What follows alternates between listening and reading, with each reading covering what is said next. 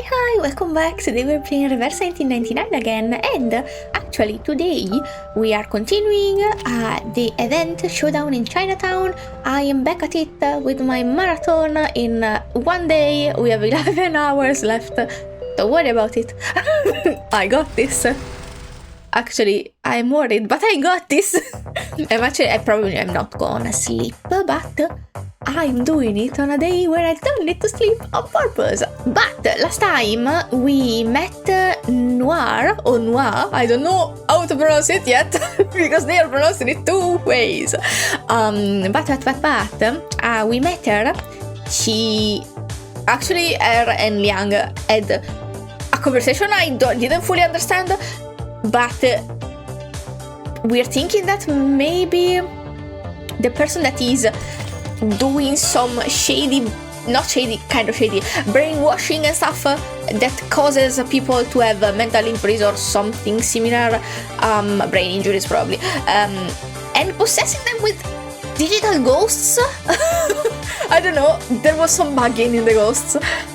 Is probably maybe targeting her first, and the other might be only passerby damage. I don't know, I'm not sure. But if you didn't see part 1, a link is gonna pop up. It's gonna be in the description. All the video I link in the videos, all the videos I link in the video will be in the description.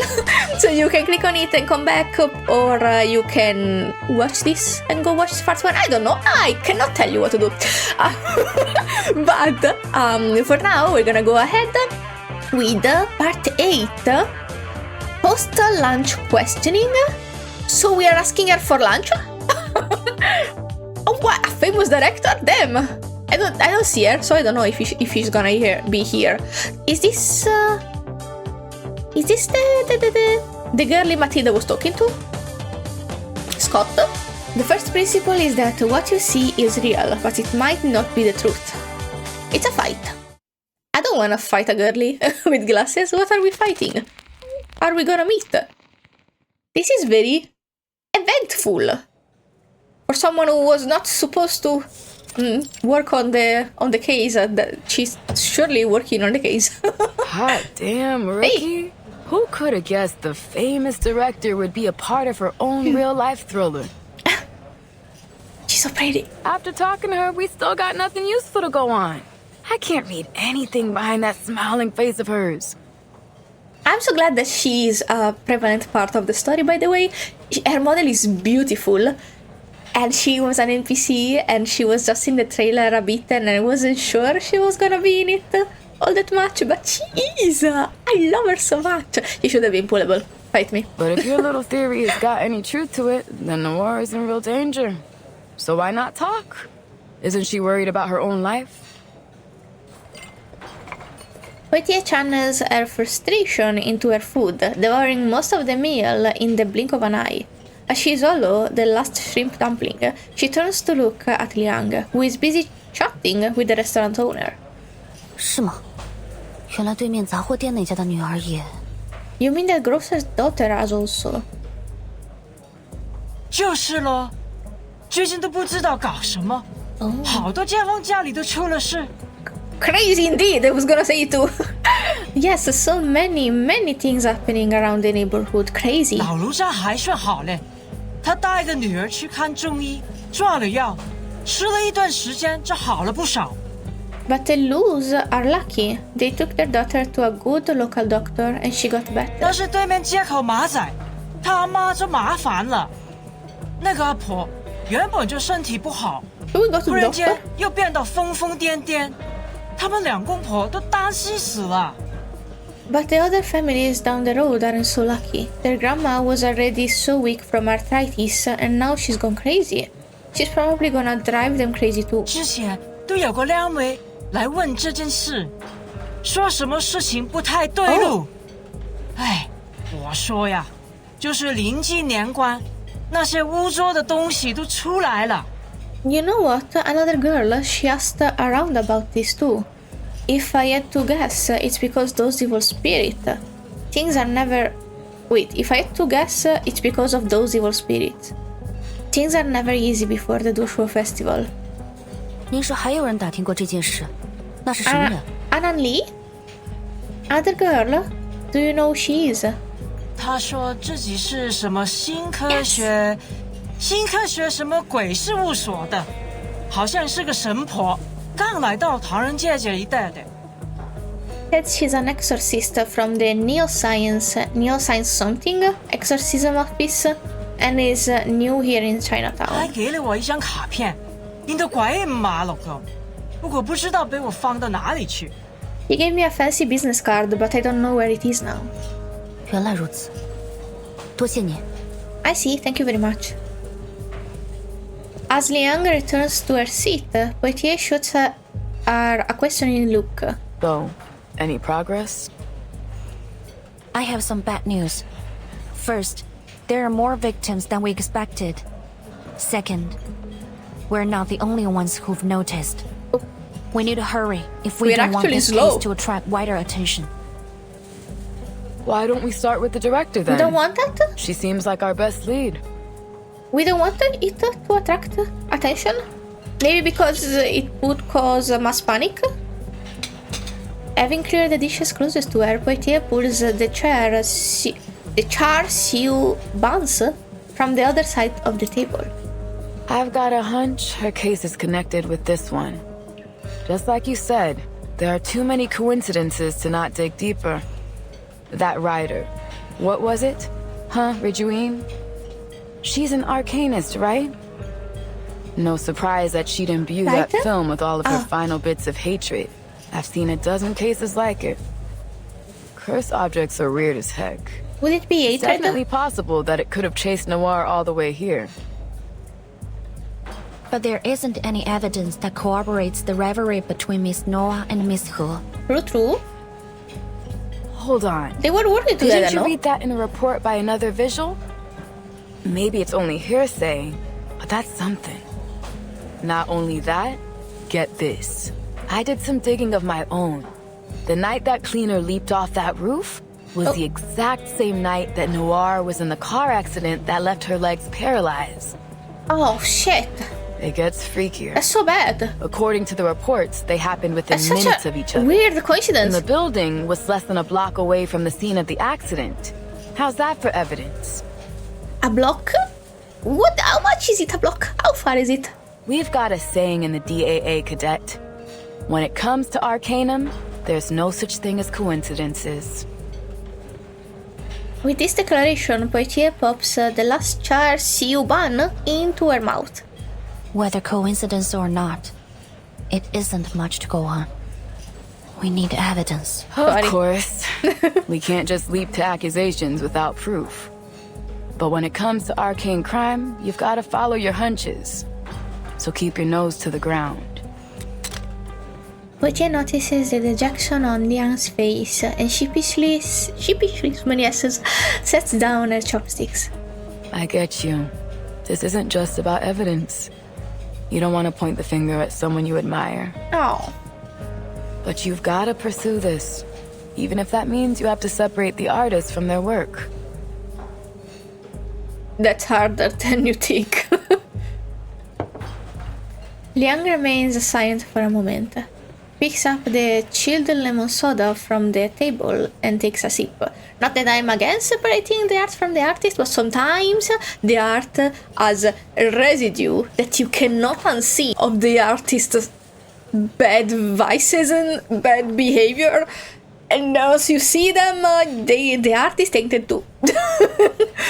And if it's not tainted, valid, you are valid if you like pieces of media that are controversial. Do not support them by watching. I'm not teaching you anything, okay? I'm not teaching you anything. There are other ways of persuasion. There are other ways to watch movies. Sorry, if you listen to Epic the Musical, you get it. If you don't, this is gonna be confusing. Anyway, let's go ahead. Actually, there is another reason that I'm not entirely convinced that Miss Noah, the film incident, and the events in Chinatown are connected. Oh, In fact, it's quite a substantial reason. tell me about If it. our records are correct, the cursed reel was found and contained by the Foundation 6 months after the initial incident. You smart baby.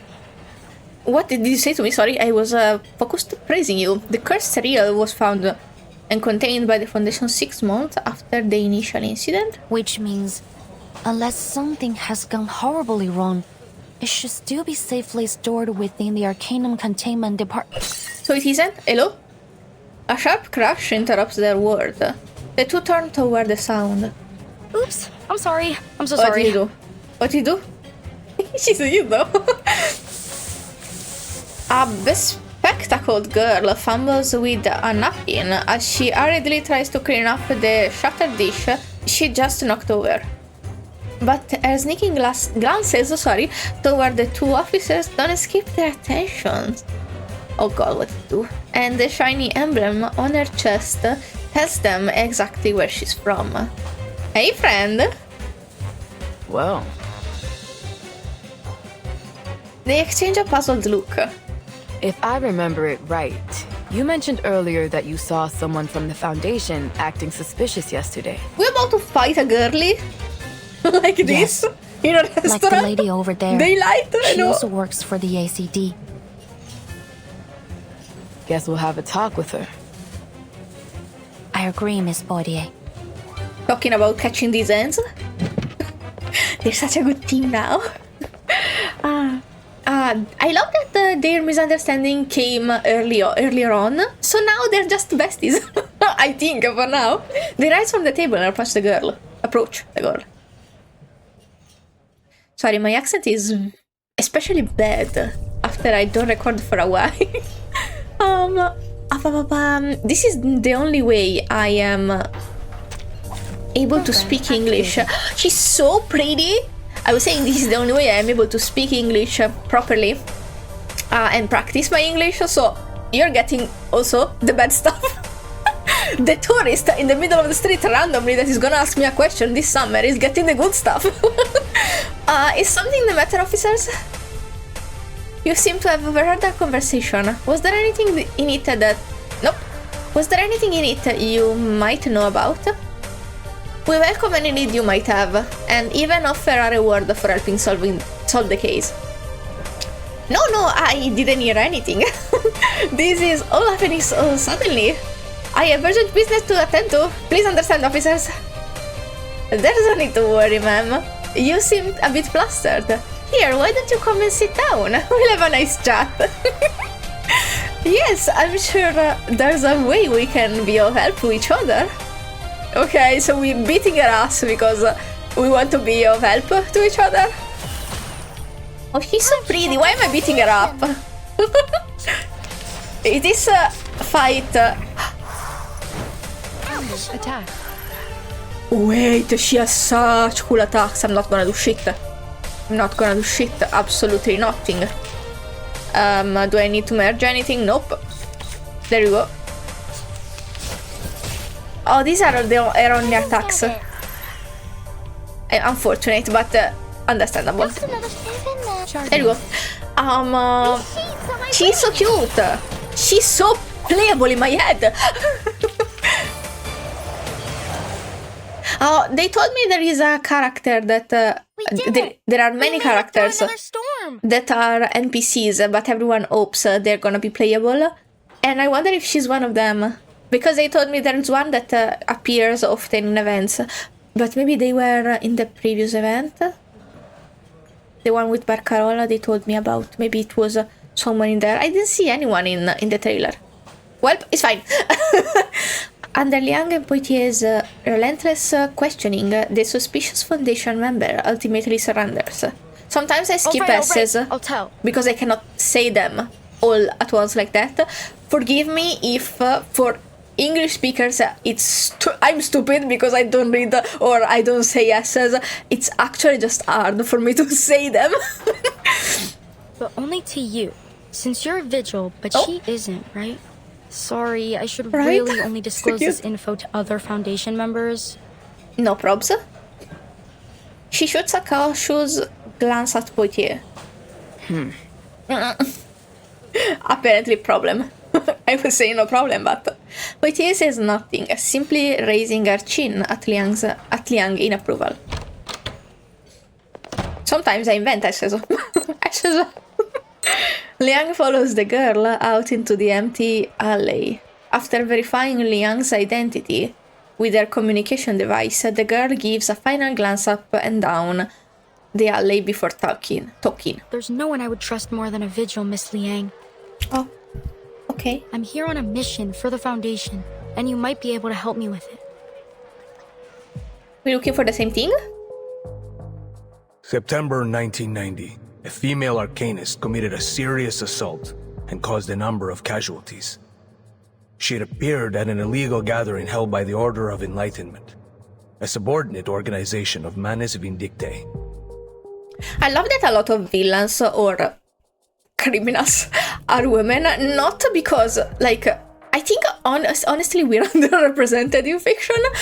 Like, there is a variety in, I think, because I didn't meet many, but I know of many. Like, I think the girlie from the Tuesday Hotel event will be a recurring villain, because I saw the trailer of the version when in my head she's Kimberly, but she's not Kimberly. In the version when Kimberly was pullable, I saw the trailer and she seemed a recurring villain. So we have Arcana, we have that one girlie. I feel like this game gets me. I want more villain girlies. Redeemable or unredeemable doesn't matter, because I love complex characters. Sometimes it's an excuse for people that don't get it to hate on film and character, and that I don't appreciate. That's not my case. I just appreciate characters. If they suck, but not because they're women. I love complex characters, and I love complex female characters. The Timekeeper encountered her and confirmed her identity. Anjo Nala. What? And there you go. Arcanist. Kimberly. Beyond Arcanist. Born sometime in the 19th century, she was sealed inside a wind-up toy in the year 1968. Since then, she has become a lethal weapon that must obey whoever possesses her toy. I'm evaluating if I should zone out because I don't want spoilers, but they told me that if there were spoilers, I would not be able to get them. But back in 1985, I mean, the real 1985. Not the one that is going back. That toy had been safely stored in an Arcanum containment department as a dangerous item. So they stole it? So now, who's doing this? Until it was stolen. You were involved in that particular inventory check. There are 4 additional items that are now lost aside from number 066. Interesting. The circumstances of the last storm and that devastating spell threw our whole organization into chaos. However, there's no excuse for failing to uphold our department's most crucial mission. I love this game. It's so well crafted and the world building is done so well that every single little detail has so many opportunities to be a plot point or a secondary plot. It fills me with joy. Fortunately, it appears that our break-in was committed by a single culprit. Sorry, my battery is low, so soon I will have to take a break to charge my phone a bit. I heard what you and your partner just said. They said not it's a single about all corporate? the weird things that happen in Chinatown, right? Breaking was... yes, a single culprit, okay. It was my mission to catch Latham and retrieve all the arcane objects she'd stolen before they caused more damage. Wait.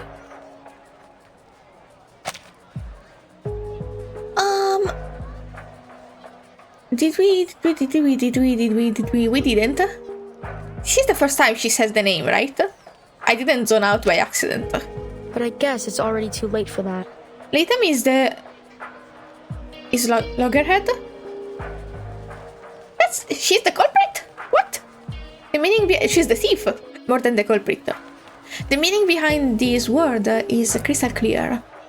There is no room for Liang to feign ignorance. Then you're saying that... Yes, the cursed reel from the incident you mentioned was among the stolen items. And you said that you have some clue about its current whereabouts? The cursed film reel, reunion of the 3 swallows, I don't know how to read this word, but I know what it is. It's a verb. Is in Chinatown. The weight of this realization sinks heavily in Liang's chest. I was told to operate under strict secrecy. But at this point, the faster they're retrieved, the better. So, shall we work together? Scott takes a notebook from her pocket and puts a photo tucked inside. Sorry? Our main suspect is Latham, an awakened arcanist.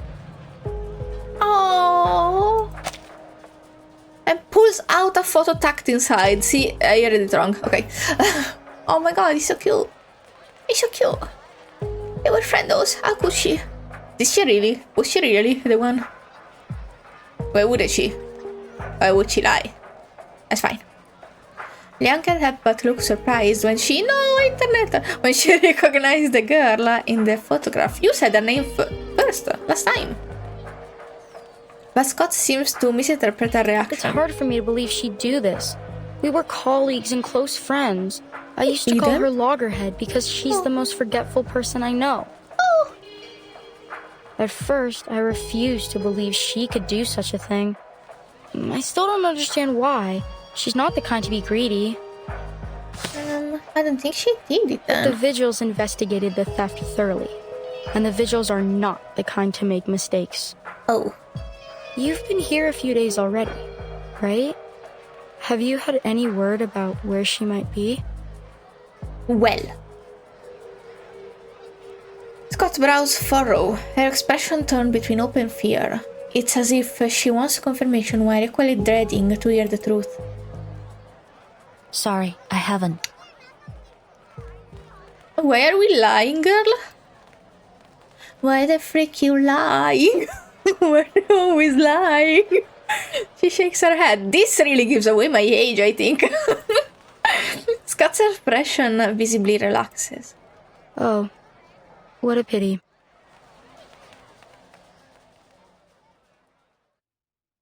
Do we want to handle it? How do we want to handle it?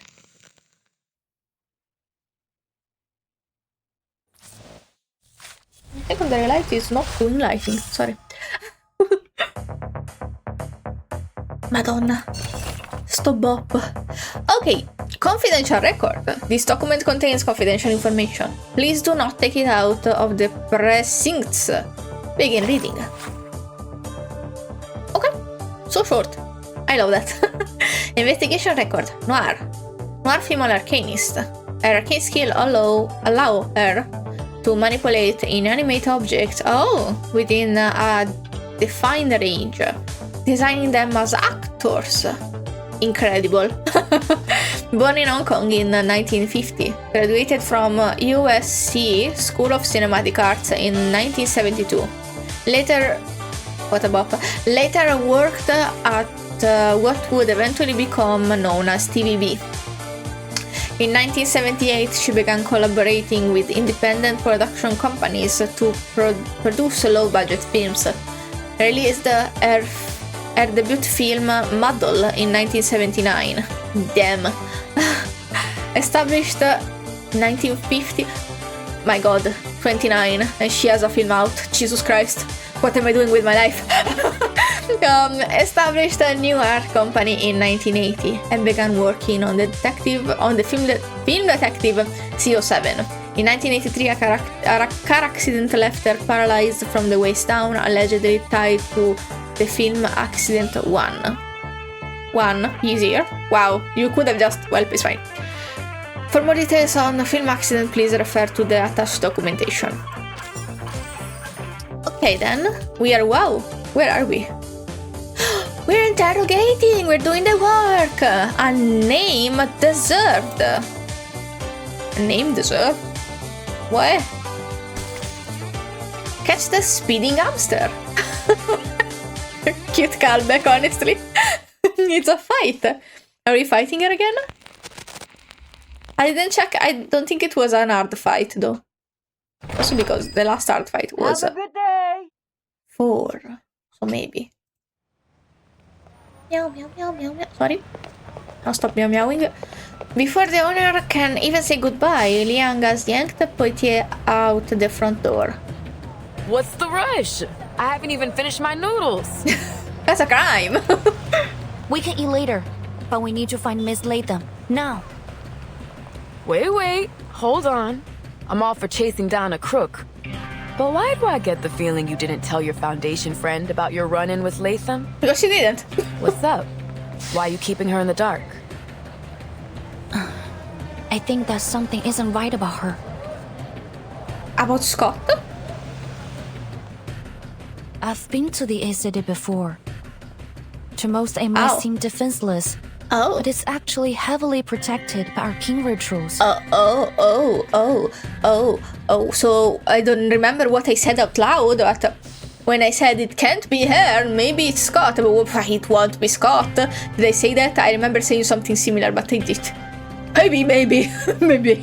According to Miss Scott, Latham acted alone. It shouldn't be Latham, but I don't think it's Miss Scott. But there's nothing in her file that would suggest she's capable of that. Her arcane skill level is frankly far from remarkable. Even with insider knowledge, I don't believe it's possible she could have bypassed the security system and escaped on her own. Interesting. I'll tweet on. Either Miss Latham has played the Foundation for fools, or she has more powerful accomplices. That leads me to another thing. This mission is not something a typical Foundation staff member would be assigned to, as Miss Scott claimed to be. The mission is not something a typical Foundation member would be assigned to, as Miss Scott's claimed to be. There's something we don't know. Yep. Okay. You're saying that girl with glasses lied to you.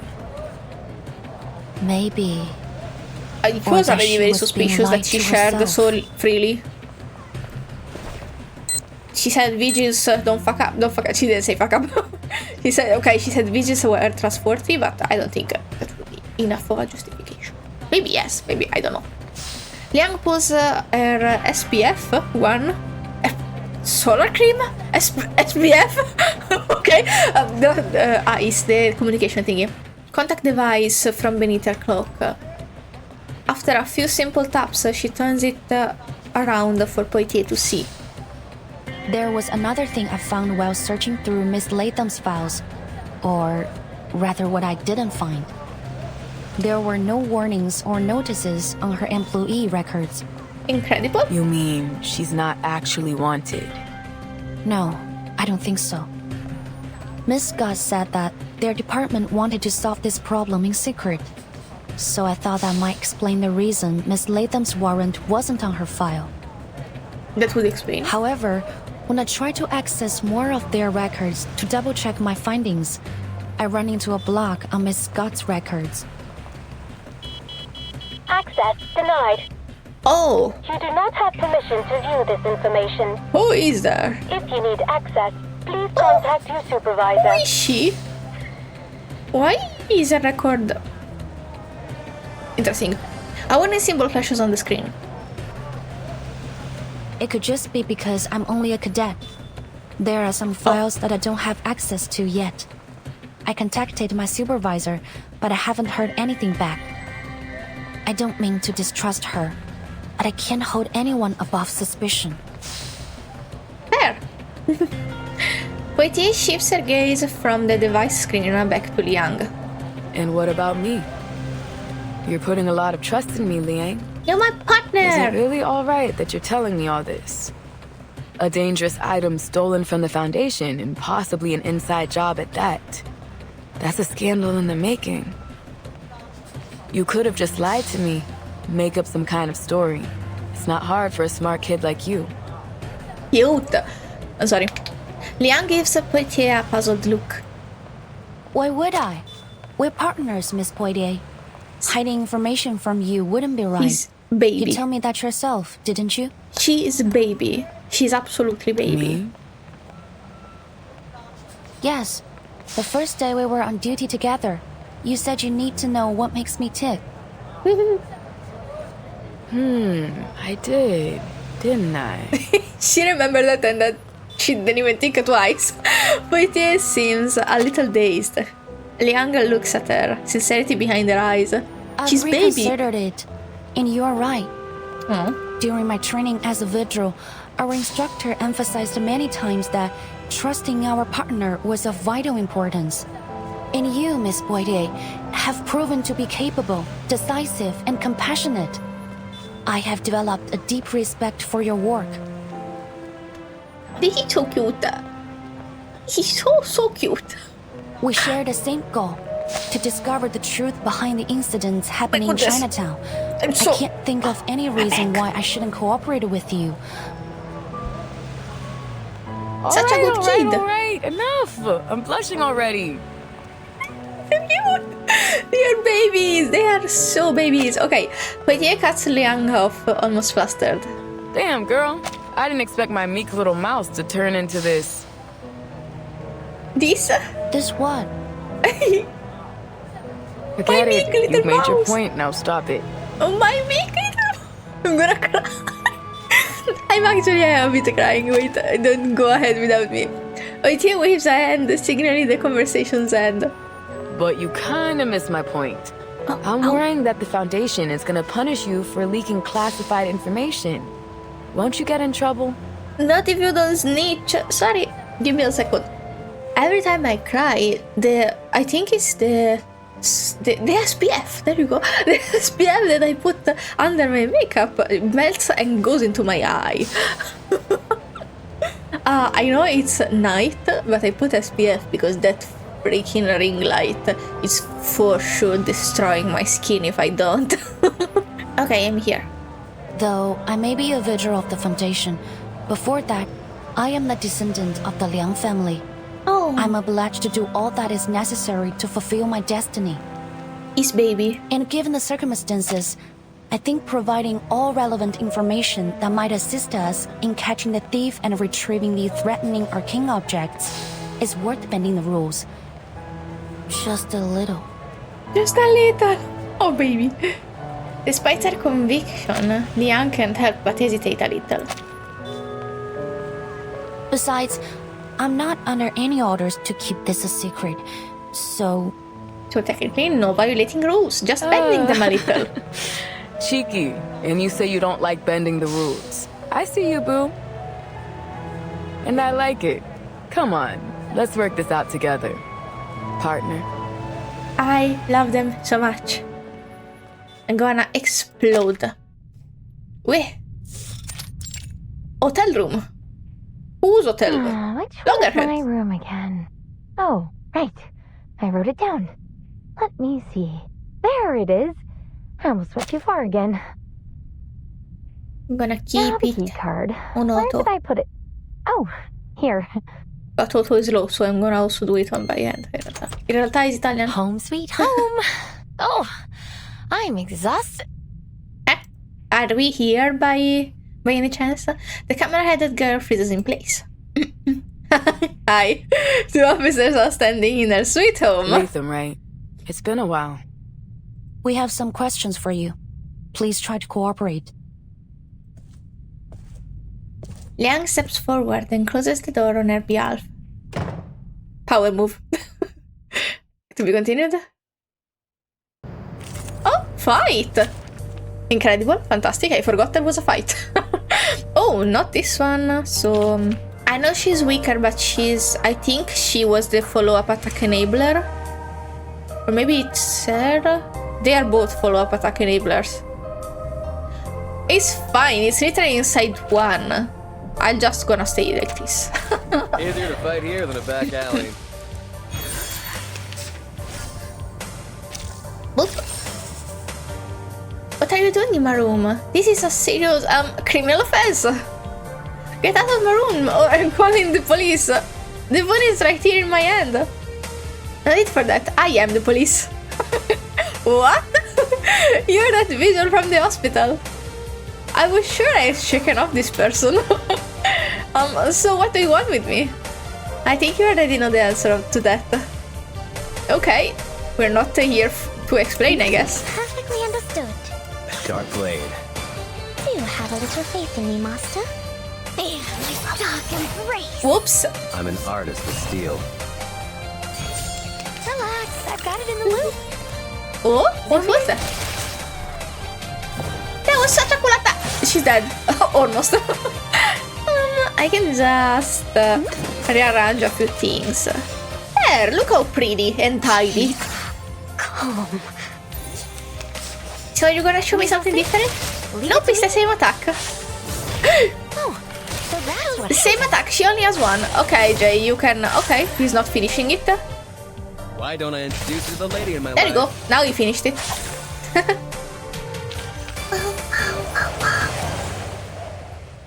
Okay. Very chill, very cool. Very funky. Oh, sorry.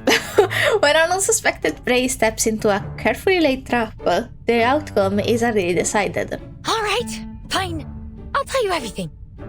It was me, okay? They said I stole those arcane objects and sold them for money. Well, maybe I did. Ouch! Ouch! We're not pinching her, are we? Or worse. As she speaks, she backs closer and closer to the wall behind her, until she smacks her oversized head into the window ledge. A peculiar word in her statement makes Liang tilt her head. What do you mean, maybe? Because, actually, I can't remember it. Oh. I can't find my memory film for that time, so really, I just don't know. That's an interesting concept for a character, though. I'm such a fan. Memory film. This so-called loggerhead girl, unawakened, isn't exactly a tough one. Within 30 minutes, that's a lot for my standard, she has spilled everything. Yet, despite this seemingly ideal result, neither of the officers looks pleased. So, to summarize what you just said, Latham, you're an awakened piece of a movie projector, which forms a Latham loop. What's a Latham loop? Sorry, I You don't were know that. designed to play movies, not record them. And that's why you suffer from severe amnesia. Designed to... Then, what was the thing about memory You films? can only recall things that happened within the last 3 days. And after that, you'll forget almost everything. Do I got that right? I guess so. You guess so? She doesn't know. Oh? But his sudden questioning startles the girl. She shrinks further into the corner, wedging herself between the window and a nearby chair. I can see why that friend of yours calls you Loggerhead. You deserve the name. What is going on here? It's understandable. Awakened arcanists often suffer side effects related to their origins and materials, but still, this is quite unusual. What's up with side effect? To say the least. So, she has What's no memory misread? of What's what happened 3 doors? days ago, or even any of the cases she was involved in. So then, she's basically useless to our investigation. I can only imagine what a disaster it would be if you showed up in a Detective CO7 movie.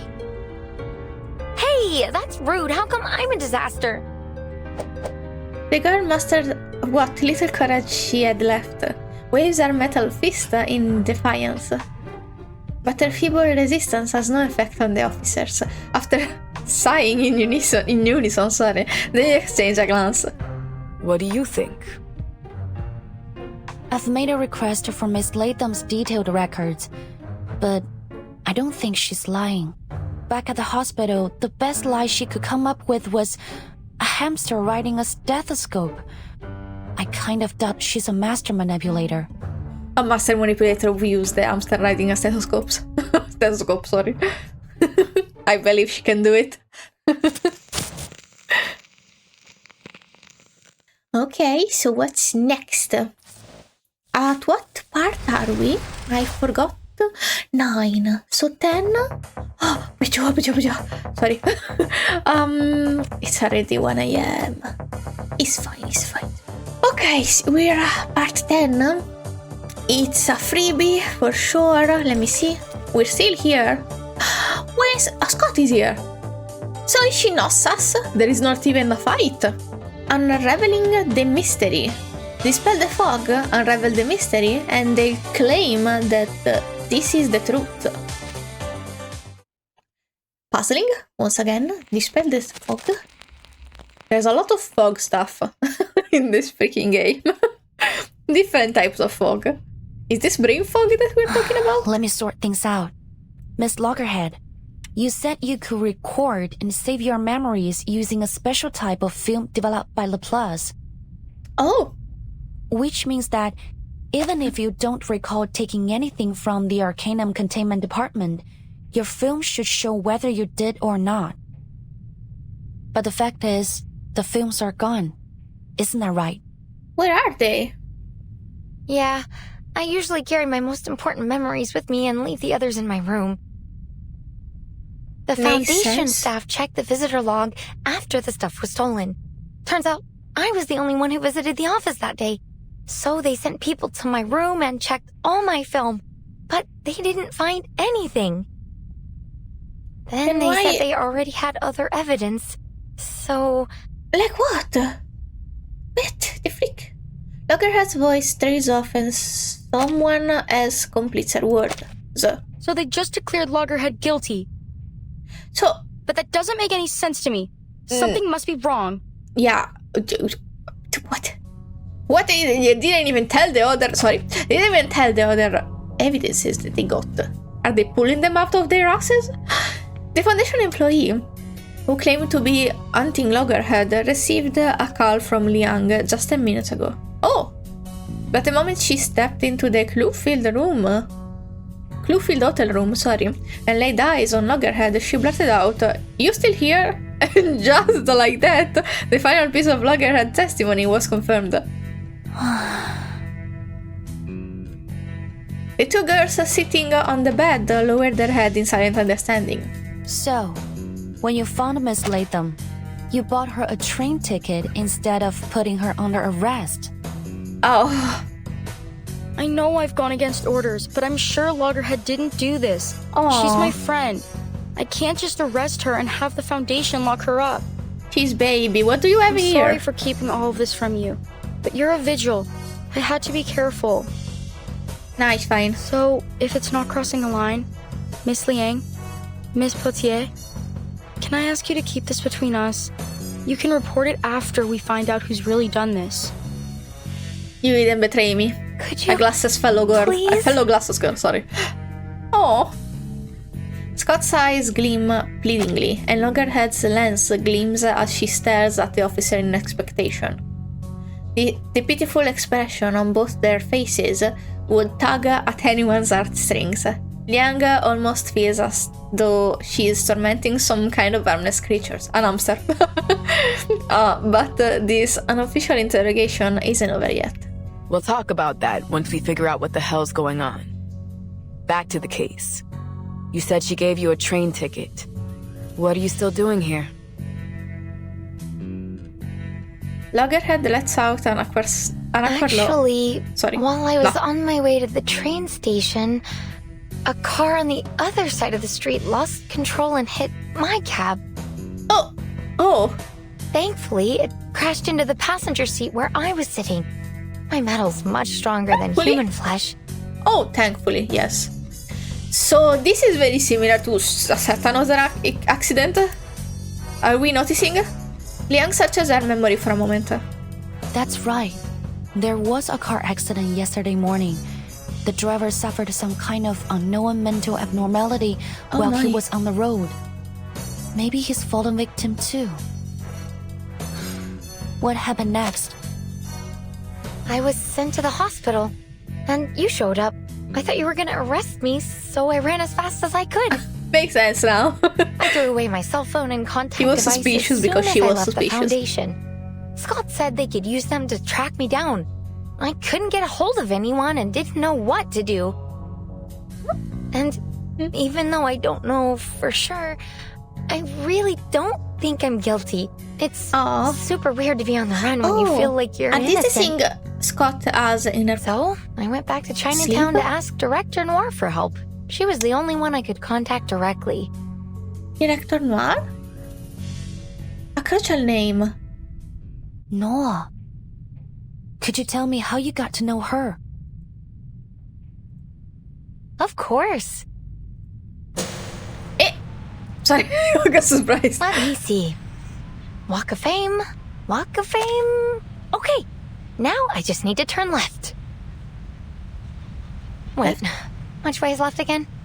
It changes every time I turn, right? Gosh, how the heck do people read maps? Stop! This is too relatable. Are you alright? It seems you could use some help. Maybe for her this was a convenient friend to have. She was really interested in my head, so we had a little chat, and I found out she was a director. She offered to take me to the Walk of Fame. We talked a lot about movies on our way there. Then I told her I was traveling alone, so she invited me to join her movie shoot in Chinatown. Oh. How could I say no? I mean, she's a famous director. There's no way I'd miss a chance like that. So true, bestie. Interesting. She's just smart. That was the same day that odd things started happening in Chinatown. Shall we think in noir? Is maybe not the victim. Hello, stop. The other that was bobbing excitedly comes to an hesitant stop. Well, I'm not sure about that. Did anything strange happen that day? Loggerhead's lens flickers. It seems something has surfaces in her mind. Let me see. I did find a strange film reel when I was unpacking that night. Hey, yo. A strange film reel. Wait, could that be... All three... Do you actually have it? How does she have it? All three of the others immediately perk up at the mention of those words. But perhaps, due to the limited field of vision of the camera lens, Loggerhead remains oblivious to the cases. Instead, she pulls her backpack toward her, muttering to herself as she leisurely rummages through it. Yeah, a strange film reel. I've gotten into the habit of labeling my films like check every day or check from time to time, so that I know what to watch to keep important things in my mind.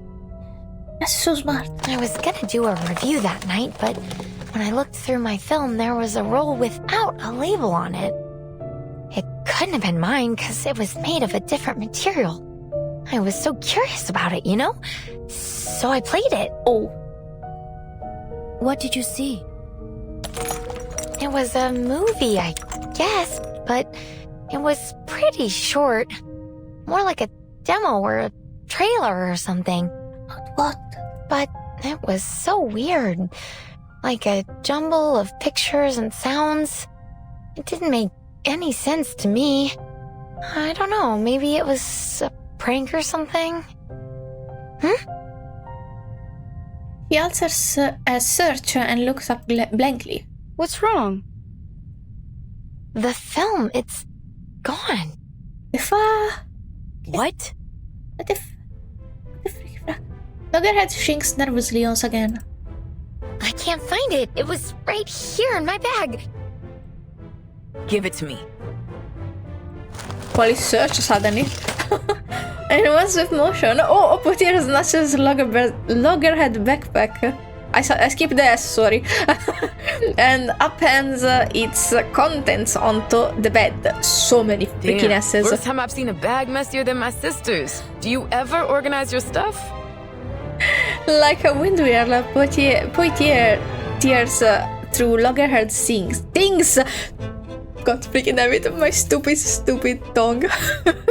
Ignoring her shrieks of, I just forgot to throw that away, and I still need that. She ransacks not only the backpack, but the entire room. Finally, she has no choice but to accept a rather disheartening conclusion. Nope, nothing. You didn't take it out and lose it somewhere, did you? Mistake it for a tip for your pizza guy or something. I forget things, but I'm not an idiot. I didn't lose it. Check my film if you want to prove it. It just disappeared into thin air. How curious. But your film only records what you saw. Someone might have taken it when you weren't looking. Wouldn't you have a film of the film? No, maybe what she plays doesn't record. It plays it records what she sees. Okay. Does anyone else know about this film reel? Did you have any visitors or notice anything suspicious after you played it? Suspicious? I don't think so. At least I didn't see anything. The only person who visited me afterwards was Scott. She came to tell me I was wanted by the Foundation. Oh, but actually, I wasn't alone when I played it. Noir was with me. She said she was interested in my memories, so she came and... Oh, jeez. The other stare at the loggerhead as if she's grown a second head. She nervously swallows the rest of her sentence. What's wrong? So, it was Noir who took the film? Well, it was of her dead film partner, writer.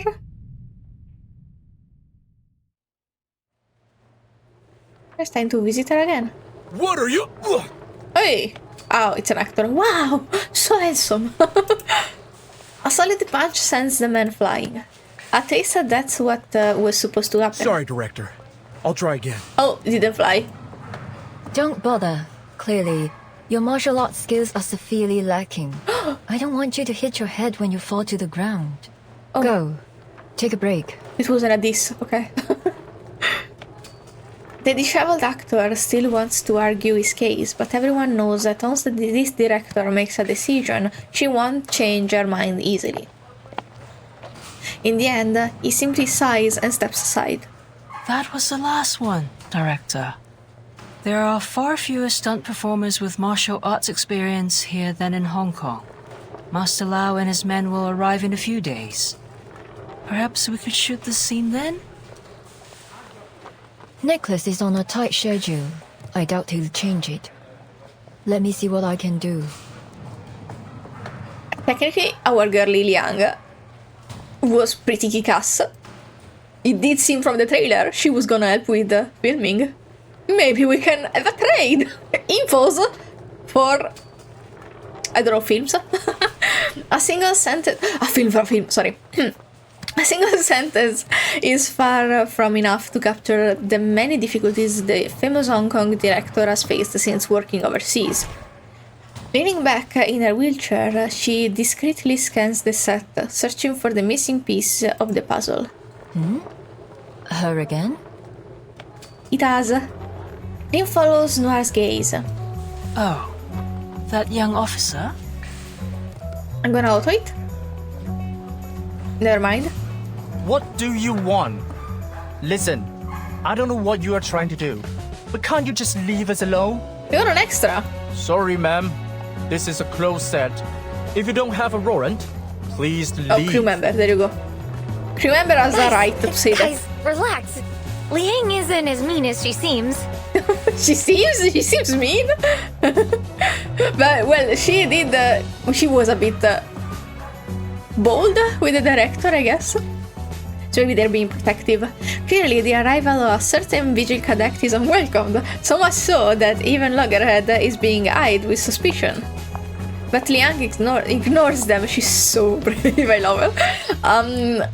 She locked onto her target the moment she scanned the set, and I invented words, and is already striding straight toward her. I love her a bit, so much, not even a bit. She stops a few paces in front of the person in question. I must say, I didn't expect to see you so soon, officer. Is there something else you wanted to ask me? I think I made myself perfectly clear this morning. I know nothing about your case. No, madam. I'm here to help. Oh? Help with what? Miss Latham mentioned that you are looking for a qualified stunt performer for your movie. I'd like to help with that, if you don't mind. Wait, what As are an we really apology. here for? As a report, what? Noir blinks. You surprised me again. What? This is a good camouflaging, I guess. How do you say copertura? Well, kind of, I know this was gonna happen. I didn't exactly expect it right now in this fashion. Sorry, I'm checking the recording, don't get scared. 14% of battery. My favorite. I guess I can take a break. Okay, we're back. Sorry, it took longer than I thought to charge my phone, so now it's 2:30 a.m. and probably I set up the phone too high. It's fine. You'll be fine. You don't care if the camera is weird. I care a little. No, I don't. It's fine. I don't. I don't really care. Hey, Kelefe, how do you read this? And what does it mean? Don't speak, don't blink, don't fidget, and definitely don't sneeze. Interesting. Oh, I hope this is fun. I know we're doing serious business, technically, probably. But. I kind of went. Also, I think my energy went down because Bibi tired me.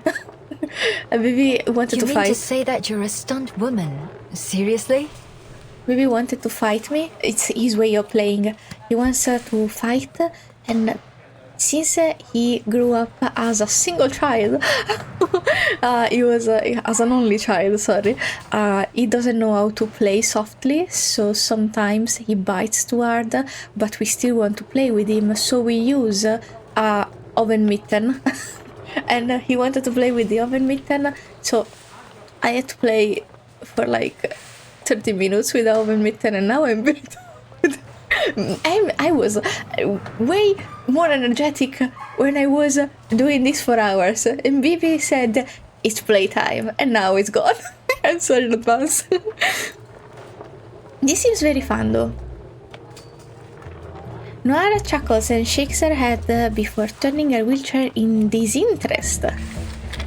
She's not buying it? Thank you, officer.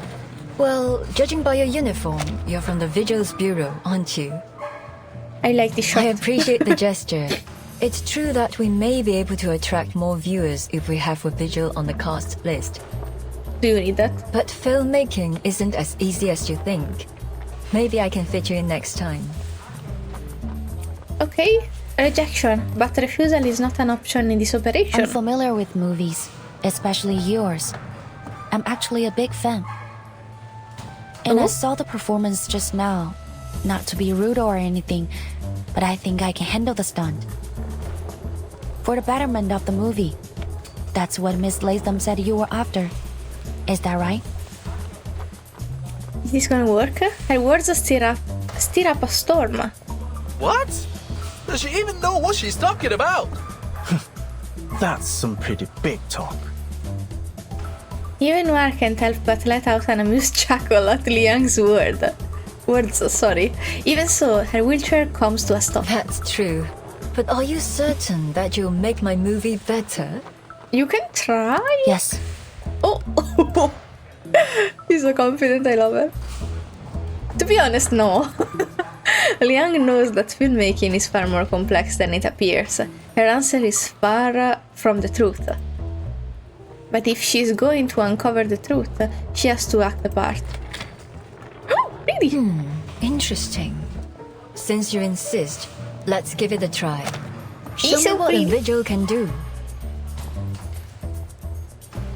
It isn't a particular clever trick, but fortunately, Latham's words weren't false. Noir would never turn down an opportunity to improve her films. Lucky us. Do we fight? Is this a fight? I forgot already. Oh yes, it was, okay. Noir set. Very cute. What do you... Ooh, what if I do a thing? Like Always this ready to thing. go. Because I just buttered her... I was saying Lightcon again. Lightcon is the weapon of Honkai Star Rail. So this is Psycube or Psytube. I've heard someone say Psytube. I don't like Psytube. It's a Psycube to me, okay? Now that we agree, I don't know if we agree, but now that we agree, I think this is the wrong one. I'm gonna keep it, I don't care. Anyway, let me see what you can do. So pretty! Follow the director instructions. Do not attack the enemy for the first few rounds. Listen up. In the first scene, you're a martial arts apprentice in Chinatown, cornered in an alley, keep reading it wrong, by a group of thugs. Oh! You're an outsider here, trying to avoid troubles, so all you can do is curl up and take the beating. Are you ready, Vigil? Yes! Action! Eat this! Don't you know what hand over the money means? You wanna suffer? Go break her legs! Damn. You got it, boss? Ugh. So, do I not actually act? I won't. Does this hurt the enemy? One target buff. Just in case I'm gonna do some fluff. This should just buff. And I'm gonna do this. Awaken.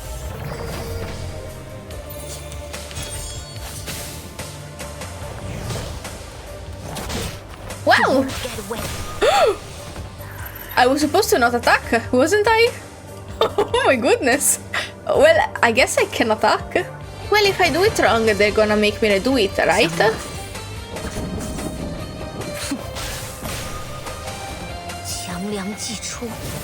Wow. Oh my god, she has the lines in Chinese, I think. So fun! Was this the wrong move? Cut! Good, second scene. Okay, so I was supposed to attack. You have had enough. You're humiliated and furious, ready to fight back. Get it together, no more looking weak. Show me your anger. Now you get up from the ground, not to prove yourself, but to tell them that whatever you've lost, you're taking it back. Action! Boss, she's standing up again. What are you afraid of? She's just a crippled runt? Oh? We didn't like that language. Alright. I forgot what this does. I don't know. Oh. Oh. Time to check my calculation. Whoa. These sheets are my wings. Well. She's gonna kill someone. Don't bite off more than you can chew. Cut. Was this good? This was fun. I don't know if it was good. I think she's okay. Oh. Excellent. Bravo. I think even if she was a true limited character, I was a bit indecisive if I wanted to pull or not, because I didn't have many pulls and I kind of wanted Noir. But she's so fun to use, actually. Oh my god, it's the first time I use her because I didn't have a side cube, so I didn't wanna try her yet. Amazing, I love her. Exactly as you claimed. No, even better. Ooh, really spectacular work. A perfect take. I'm flattered, Director. Noir's eyes glisten as she watches the playback of the shot. Meanwhile, after nearly 20 failed takes, Liang returns to the dressing room, her costume drenched in sweat. When she emerges back in her vigil's uniform, a bottle of water is handed to her. Here, it's not open. Aww. Now they're cute. Didn't expect you to pull it off. That was a dangerous stunt. Scared the crap out of me. They're being cute. All right. So you did a good job one time. But let me tell you, it takes a lot more than that to win recognition in this industry. You're already being nicer, though. You really gotta hone in on the dramatic scenes if you want to move out of the stunt woman box. You're good looking, and you took that scene pretty seriously. You interested in doing that? Please, I think she is promising. If you are, then I'll suggest you be a little more humble. There's always room for improvement, you know? Valid. You're right. I'm sorry. So sweet. But I'm not even stunt woman, let alone an actress. This is all just a bit of fun for me. Is that so? Oh, what a shame. The queen of the set rolls over in her chariot, stopping beside Liang.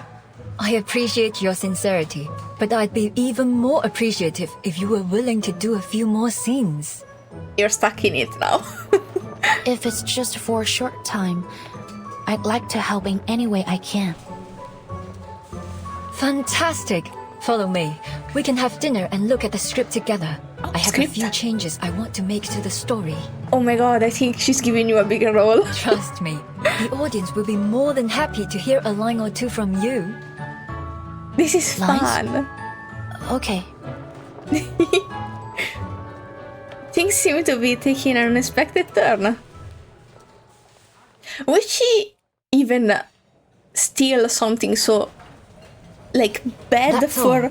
everyone, Well, really? Have you memorized them? That would disrupt her set too. I don't think maybe only the possession even would be bad for someone, or is only watching the real thingy the problem? Because Yes, every word. I would be worried. But aren't there too many? You're on her good side now. The blank spaces in the script spread out on the table are filled with Noir's flamboyant pen strokes. She's got a point, Director. The investors might not approve them. They already told us not to change the script like we did in Hong Kong. Hong Kong? Relax, we've done this before. They never read the script anyway. Oh. Besides, I'm not exactly asking for a monologue here. It's only 3 lines, just what's needed to make the character complete. Gonna be so fun. Sorry, I'm hyped, but I know this is like an undercover situation. Lynn gives a helpless sigh. She knows all too well how pointless it is to try and change Noir's mind. I'll keep practicing until filming starts. I look forward to your performance. Yes, so baby. By the way, I saw some deity dolls and sedan chairs on the set. The Dushu Festival is coming up, right? Is the crew joining the Shehuo parade? Those are our props. Our final scene is set at the Shehuo parade. I already spoke with the organizers in Chinatown. They've allowed us to shoot during it. That's gonna be hard though. During a parade, filming, and you're such a perfectionist. Really? How do you do the last many takes like 07 that? movie ended with the Shehuo parade too. Sorry, I have the mic at. Noir's eyes light up, she smiles. Good memory. Looks like you meant it when you said you were a big fan. Of course. The restaurant owner serves their meal, pausing their script discussion for the time being. Sorry, I read ahead. Noir and her assistant pick up their chopsticks, but Loggerhead remains still. So, did you find anything? You said that your beastie friend could detect things tainted with evil, right? So, did it sense this the anything time? wrong with the director? Is this the time? While Loggerhead speaks in a hushed tone, the conspicuousness of her head makes talking in secret a near impossible task. Feeling Noir and Ling's subtle glances, Liang squirms in their seat. No, but that doesn't mean... Yes! I told you she'd never do that! You're gonna ruin this! She just made friends! Hey! She can hear you, you know? The situation is already beyond repair. I'd never do what? Well, now we gotta explain it in a way that doesn't anger her too much. For a brief moment, Liang feels a splitting headache. She shoots a mildly accusatory glance at Loggerhead. Now she's calling her Loggerhead, I don't know. It was like a cute nickname for her friend. Actually, seems like a bit of an insult. I didn't know Loggerhead was a way to call someone with a bad memory. Causing her to visibly shrink. Sorry, I don't like skirting around things. Can't we just ask her straight up? Not really. If every criminal just confessed to their You're crimes, calling her a criminal, the oh god. vigils wouldn't exist. Oh goodness, oh my goodness. Sorry, I'm nervous. No clumsy cover-up will fool the director now. There is nothing for it but to be upfront. Perhaps this is for the best anyway. Actually, I didn't just come here to apologize. There's something I want to ask you about. What is it? Okay. She's still a perfectly measured balance of curiosity and confusion, yet no real surprise. Well, it was kind of obvious that you weren't exactly there to film from the start. Well, it's fine. A renowned director having a knack for acting isn't exactly shocking. In fact, it's about as surprising as an amateur failing miserably to do the same thing. It's about the strange things happening in Chinatown these days. Wait, so all this was just to butter us up so you could investigate your case? Well, if you put it like that, it's kinda true. The assistant, who was all smiles moments ago, suddenly falls silent. Despite her careful preparation, the situation is difficult for Liang. Sorry, madam, but it's my job. As I said, strange things have been happening in Chinatown. Things that bear a striking resemblance to the film incident that you were involved in 8 years ago, Miss Noah. The case document stated that the origin of these events is a film reel titled Reunion of the Three Swallows, a movie created by your friend He Rijun. Oh, wow! I don't know if I can say that. I hope they don't make me read it. Miss Latham said you watched a film with her in her room a few days ago. Do you have any idea where that film reel is now? That film reel? Did you not know what it was? I had no idea. Interesting. So she didn't watch it the first time when they found it? Then why was she in the accident? Was it really a coincidence? Nora's expression darkens. Clearly, she's realized why Liang has brought up that film reel. That film we watched together. Well, to put it mildly, it had nothing of interest. It didn't seem to have any semblance of a story, even. It couldn't have been one of Teresa's. Oh. Liang recalls that the archive of reunion of the three swallow, I don't know, cited Teresa, sorry. I read it Teresa because Teresa is, first of all, the name of my auntie. Second of all, also an Italian name. So this is Teresa for me. But Teresa, they said? Should I read it Teresa? I'm gonna read it Teresa. As the English name of its creator is... Oh, they're making me read it. I don't wanna butcher it, give me a second. I don't wanna murder that name, it's such a pretty name. The case document stated that by your friend, He Rijun. Her June? Is that how you say it? Her June? I only see the June that could help me with that. I will forget right away, I'm very sorry in advance, I tried. Noir and Her June had been friends since their days studying abroad, and it seems Noir still uses that name even now. Rumors, investigation reports, and speculation flickers through Liang's mind. But seeing the somber look on the woman before her, she decided to set them aside for now. It fucking sucked because I was thinking about it while I was drinking and I was throwing my cat around, like, while we were fighting. But imagine your friend dying, you being accused of being, like, for some reason involved with that, and then also getting into an accident. Like, what the fuck? What kind of... because I personally didn't think she would be actually involved in the death of the friend. And I don't know if even, like, the hate was directed toward her. I don't know, it doesn't sound right, but maybe I'm wrong.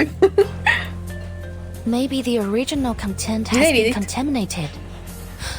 According to the Foundation's records, the film reel has two abilities: play and record. Oh. The play ability allows it to conjure its contents into reality in a form similar to a movie image, which accounts for the hallucinations and phantoms the victims mentioned.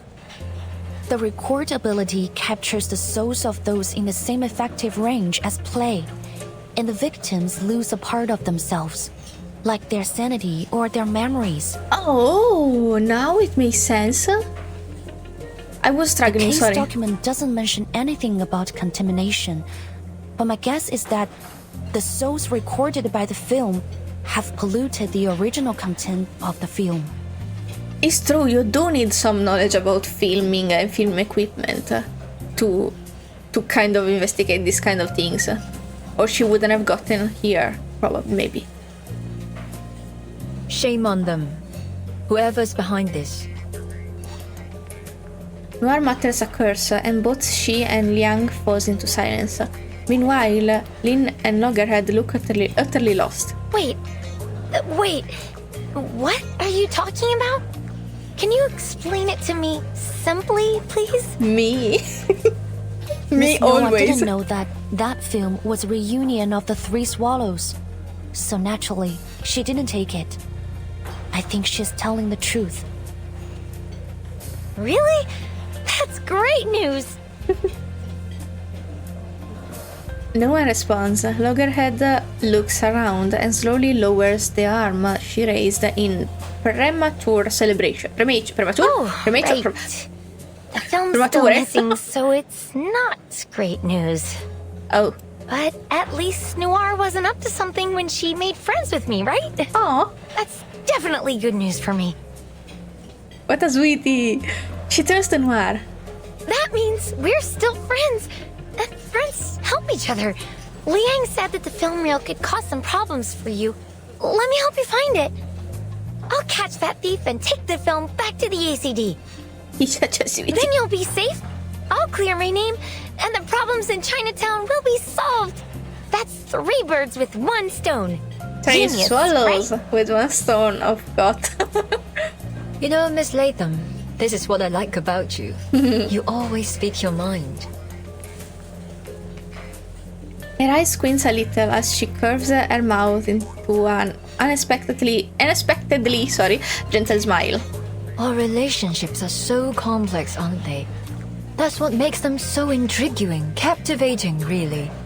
A constant source of inspiration. But sometimes I feel that life is better kept simple. Wouldn't you agree, Miss Vigil? Agreed.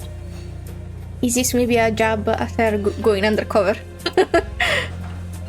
There are certainly simpler ways to say I'm suspicious of you and I have no intention of cooperating. May I ask you another question? Please.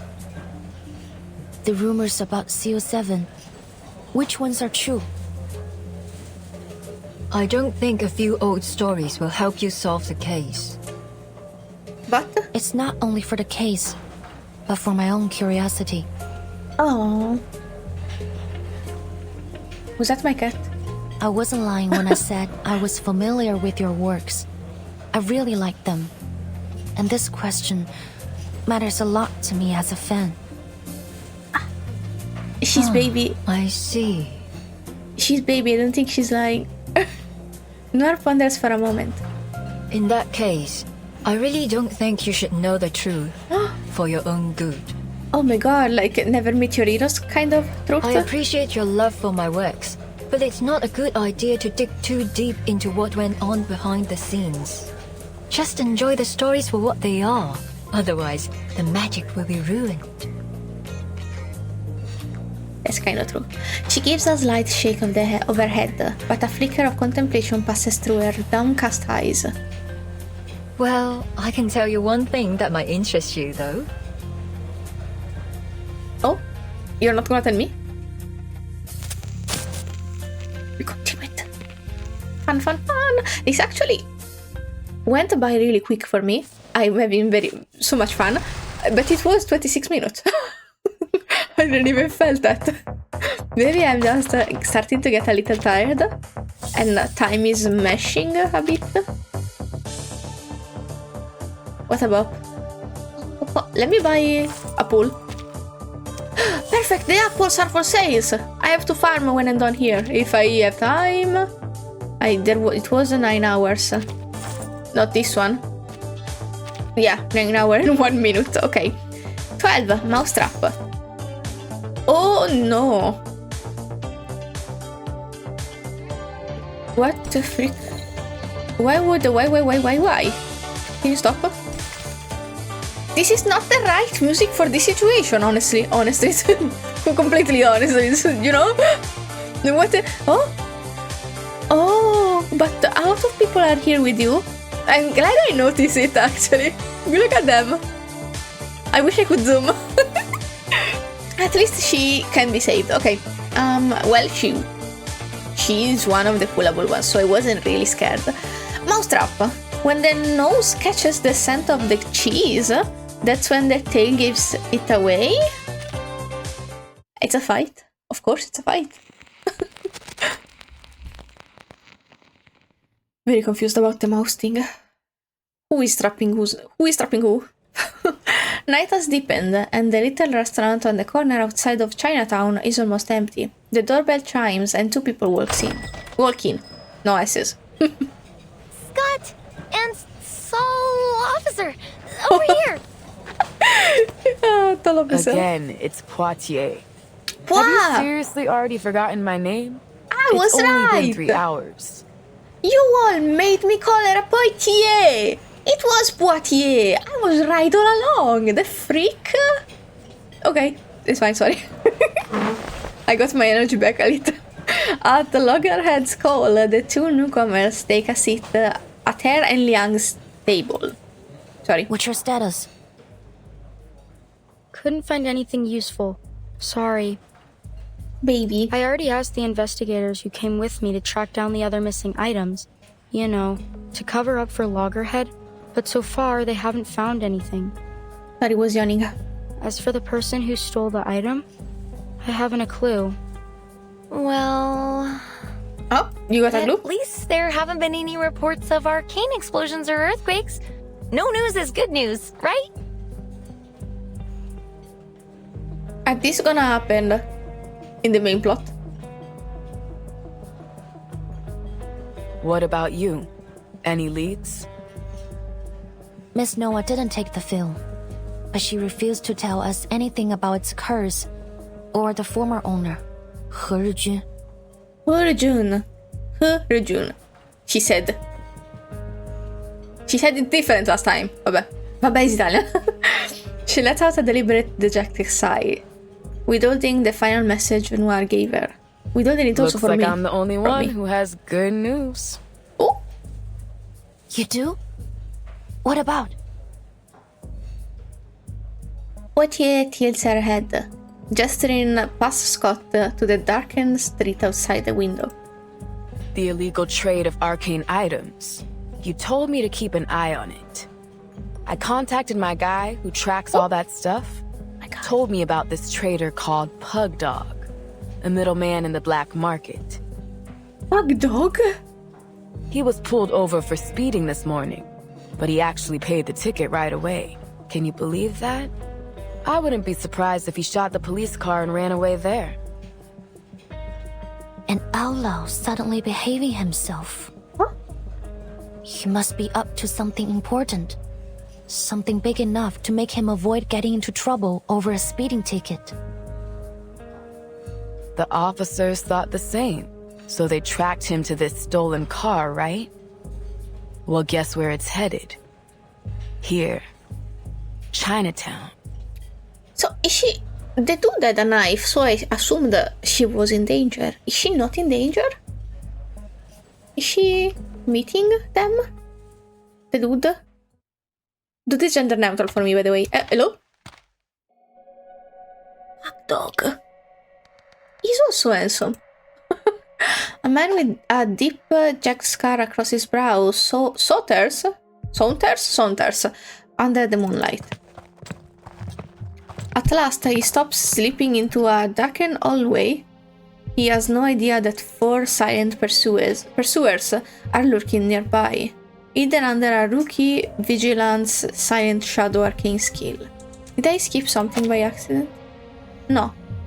Okay, sorry. I saw a flicker and I got scared. What's he doing? What are we Waiting doing? for someone's my guess. Oh yeah, she's meeting. A middleman for the arcane black market. Oh. So he probably has the cursed film. And now he's planning to sell it to someone. Interesting. We should get him now, before the film's sold off. Come on, this is our chance. Nuh-uh.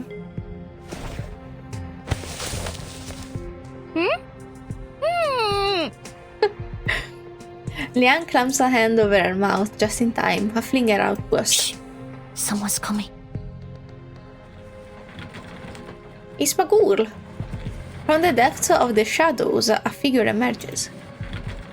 Not walking toward a pug dog, but riding something, perhaps a wheelchair. Good evening, sir. I hope I didn't keep you too long. You got the dough? Of course. Pug dog with the dog. Noir pulls a rectangular object from her coat. It's an envelope. Looks pretty thick. Oh. Poitier is right. Pug dog takes the envelope and pulls a handful of bills from it before nodding in satisfaction. All here. Don't you worry, alright? You can trust me. Everyone in LA knows Pug Dog.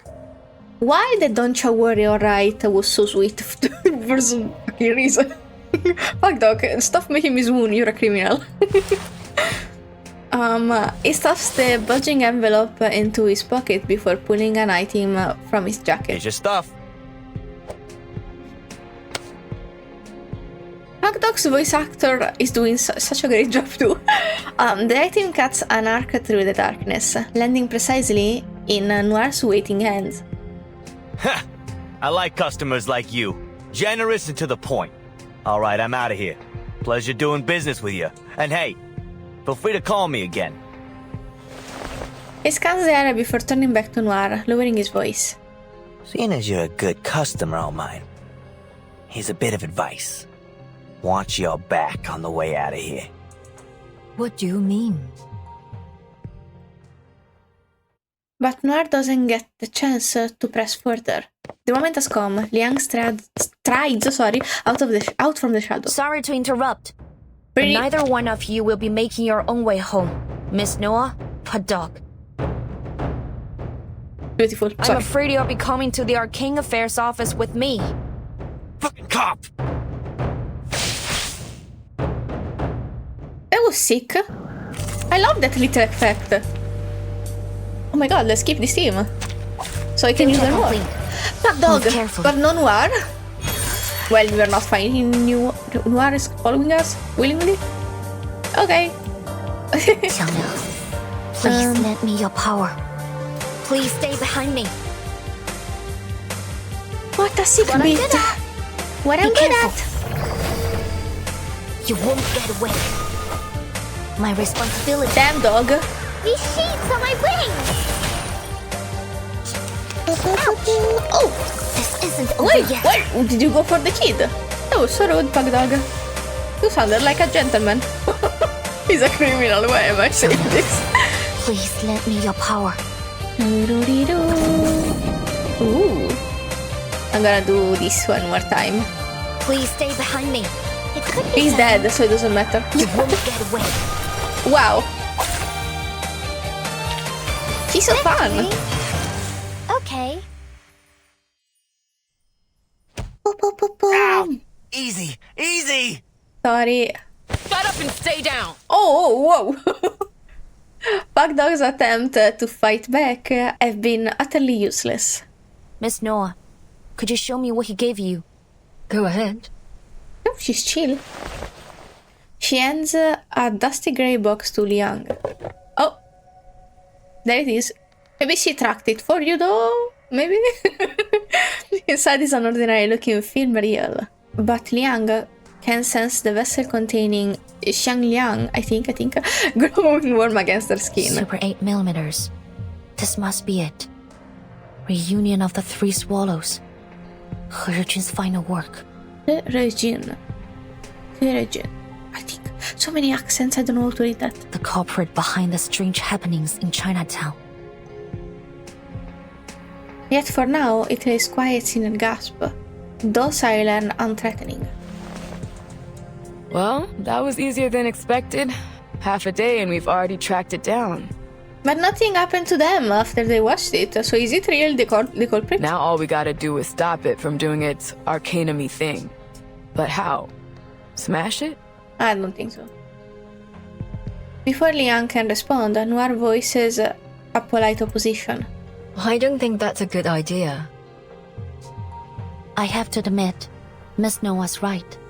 Arcane items need to be handled with the utmost care. No one knows what will happen once it's broken. We could make things worse. Fine. Let's take these two back to the office first. On your feet, tough guy. We gotta go. Ugh. Damn it! How'd you find me? Some asshole sell me out? Pug Dog is yanked up from the ground. He reluctantly follows Poitier, grumbling and cursing under his breath. But as he passes Liang, he stops. Wait. You? Huh? He stares. Not at her precisely, but at the figure cowering behind her. It was you! You fucking traitor! I should have known you were working with the cops! Was it actually? Loggerhead tilts her head in confusion. Huh? What are you talking about? Is it really? Wait, let me explain. This is just a misunderstanding. Was it you? Don't worry, Miss Scott. You're right. There has been a misunderstanding between you and him. Allow me to explain. Scott heaves a sigh of relief, only for Liang's next word to hit her like a thunderclap. You never had the intention of betraying him, nor were you working with us. Oh, that's why she stood up earlier, to warn him? You simply gave him the item you wanted to sell. Oh. That's it. Oh, I think I made a joke about it being her. Well, it checks out. Such a cutie though. That's why she wanted Loggerhead to run. So she could keep being a suspect. Don't know. Why would you do this? You were so cute and mousy. Okay. Oh, there you go. Okay, sorry, I was waiting for the bop. 13. A project gone awry. Hello? We're all facing this way. Why are we facing this way? Why are we... I'm scared. Why are you facing the stairs? Stop. I wish I could zoom. Well, we're all conscious, but she's behind us. Like we're being threatened? Or are we just all going in this direction? I don't know, I don't want to make... Okay. A project gone awry. Plans account for everything except the unexpected, which never fails to arrive. Sorry, I was too close. By the way, while I fought with BB, he pierced with 2 little nails my shirt. I hope I can still wear it for a while and it doesn't rip while I wash it. What do you mean? Loggerhead turned to her friend, then to Pug Dog, then back to Liang. She remains totally expressionless. The truth was always there, hidden beneath the lies and distractions. Yeah, why was all a you file have to do is so whittle them locked down, down? one by one. The probable cause of the events in Chinatown is the reunion of the Three Swallows film reel, and apparently, Miss Noah has a history with it. And yet, the specifics of this history remains unclear. Liang glances at Noir, only to be met with her signature unreadable smile. But Miss Noah doesn't have anything to do with the Foundation. There's no way she could sneak into the ACD and steal the film. The same goes for this gentleman or any other outsider. So, the thief who wants Miss Latham to take the fall must work for the Foundation. In fact, since they stole the item without being noticed, they probably work for the ACD. And they must be close to Miss Latham to know enough about her amnesia to be able to take advantage of it. Damn. But loads of people at the ACD know about my condition. You can't pin it on Scott just from that. For the first time, the ever cheerful loggerhead takes on a harsh, indignant tone. I like this as a plot twist. Good job. She stamps her foot and turns to her friend. I want to know the motive. That's way too harsh, right, Scott? Right? Scott? Say something, will you? I want to know the motive. I hope it's good.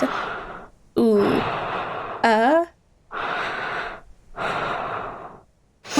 When they do the breathing, it makes me breathe weird. Okay? You're trying not to hyperventilate? Scott only stares at the floor as she tries to calm her quivering breath. How long have you known? How long have you known? Okay. Scott has finally managed to force out a few words. Since Miss Latham said you were good friends. With all due respect, your plan was far from perfect.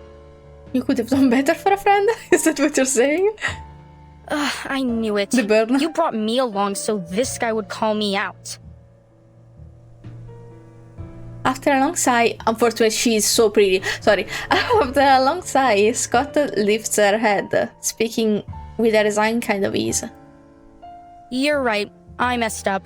My plan was far from perfect because, well, I couldn't stick to the so-called plan since the very beginning. Oh? I didn't know the Foundation was already investigating the theft until after I'd hidden the items in Loggerhead's room. Oh? Then I had no choice but to use this idiot as the scapegoat. I never thought she'd accidentally bring the film to LA, or that I'd be ordered to investigate the case. Technically lucky for you. I got in touch with this guy a long time ago, and the trade site happened to be in LA too. So, my plan was to get the film back and sell it right afterwards. But was it only for money? But things didn't go as smoothly as I thought. I shouldn't have gotten greedy, or been so nice to this dummy. God. She shoots a piercing glare at Loggerhead before quickly looking away, whether out of disdain or avoidance is unclear. But... Oh, baby. We're friends, aren't we? Let me argue. How do I argue with... Maybe I'm short enough. Okay, so sorry. Her voice is as fragile as a brittle glass. Scott shattered it with a scoff. Friends? Don't be ridiculous. I don't know how you can act like nothing's wrong when literally everyone is laughing at you. And the fact that they thought that I was one of your kind. Why were they laughing at her? Or them? What an insult. I only hung out with you because I had no choice. What do you mean? You're an idiot who forgets everything every 3 days. It's your own damn fault. Anyone looking for a scapegoat would immediately think of you. Quit it. I don't want to hear any more of your BS. Me? I don't know if I... It's fine. I'm hurt for her. That's why I don't want her to talk, because I don't want her to hurt her any further. Scott scoffs once more, refusing to look at her friend for even a second. Hands up, Miss Scott. Anything you say can and will be used against you in a court of law. So, was she also the one stealing the others to sell them? Just to sell them? What does she need the money for? Do we have a justification? The motive seems a bit poor right now. Wait, you're still going to fight? Oh. Okay, this a fight. Is this a bad one? No, it's not a bad one. I'm gonna keep this. Field check complete. Move carefully. Oh wow. But how? She doesn't have the reel anymore. How can she still summon this monster? So, she's been deeply corrupted. The ghost plugs have latched onto her. She didn't summon them. They were always lurking within her. Get away, stay back. This isn't over. I haven't made her acknowledge me. I still have a plan. I still... Who is her? I can only think of Miss Grace. And also mommy issues. Because she had a mean-ass mother. Her mind is starting to unravel already. Oh, bad. Poitier, we have to take her down now. Oh, this is gonna be sad. This is gonna be so flipping sad. I'm already upset, but not that upset because I kind of could see it coming. That's but they did it good though, because I wasn't certain of anything. Like, they left me with a doubt the whole time. Also, I'm very sleepy, but when I cannot see a twist come clearly, it's such a good feeling, because it always happened to me when I go, especially when I go to the movie theater, because I pay attention to only one thing, and it's very hard to me. So the only way I can watch a movie without getting distracted is, in fact, by going to the movies. And when I'm there all focused, I can see everything coming anytime. Every time. Don't forget to check the previous reports too, ma'am. Okay, sorry. And every time I go with my dad, I accidentally, I'm one of those people that whispers during movies. My dad knows, my dad is fine, but we were watching Encanto, and it was like, I don't see where the villain is. Where is the villain? Is it the grandma? And I was like, Dad, the villain is generational trauma. And he turns and looks at me like, what? And then we watched another movie when there was a morally grey kind of guy, and I was looking at him, and he didn't look like the bad guy. He was like racist, but it was in the context, it wasn't seen as like this bad thing, because it was a climate in which, in the movie, it was a climate in which was kind of accepted, but the other good guys were fine. They weren't racist, they weren't misogynistic, they weren't weird. This guy was a good guy, but he was racist as fuck. So I said, this guy doesn't look like a good guy, and they were like, nah. It was an Italian movie. He's the classic old man that is kind of racist, but you kind of don't know how to help him, and he's just lonely and stuff, and all of those things. And I was like, nah, and I was right. I was right. Once again, I was right. I'm sorry for chatting. This was fun. At last, Scott gives up her resistance. Resistance. Liang pushes her toward Poitier's patrol car, parked around the corner. As they are about to step out of the alley, Loggerhead calls out, Wait! Scott! Sorry, I'm gonna go now because I want to drink. I have to know, why did you steal from the Foundation? Oh, please tell me. Does it matter? Sorry. Scott turns back, laughing coldly in disbelief. Would you feel better if I had a reason? Oh, please. Your ignorant, stupid little brain makes me sick. It was for the money, of course. Bro, she snapped. And to prove to the others that I'm not a bloody fool like you. Imagine the shock on their faces when they discovered that I did what none of them could. Those so-called unbreakable arcane security skills were easy to deal with as long as You? Her words trail off, and a puzzled expression crosses her face. You what? How did you bypass the Foundation security?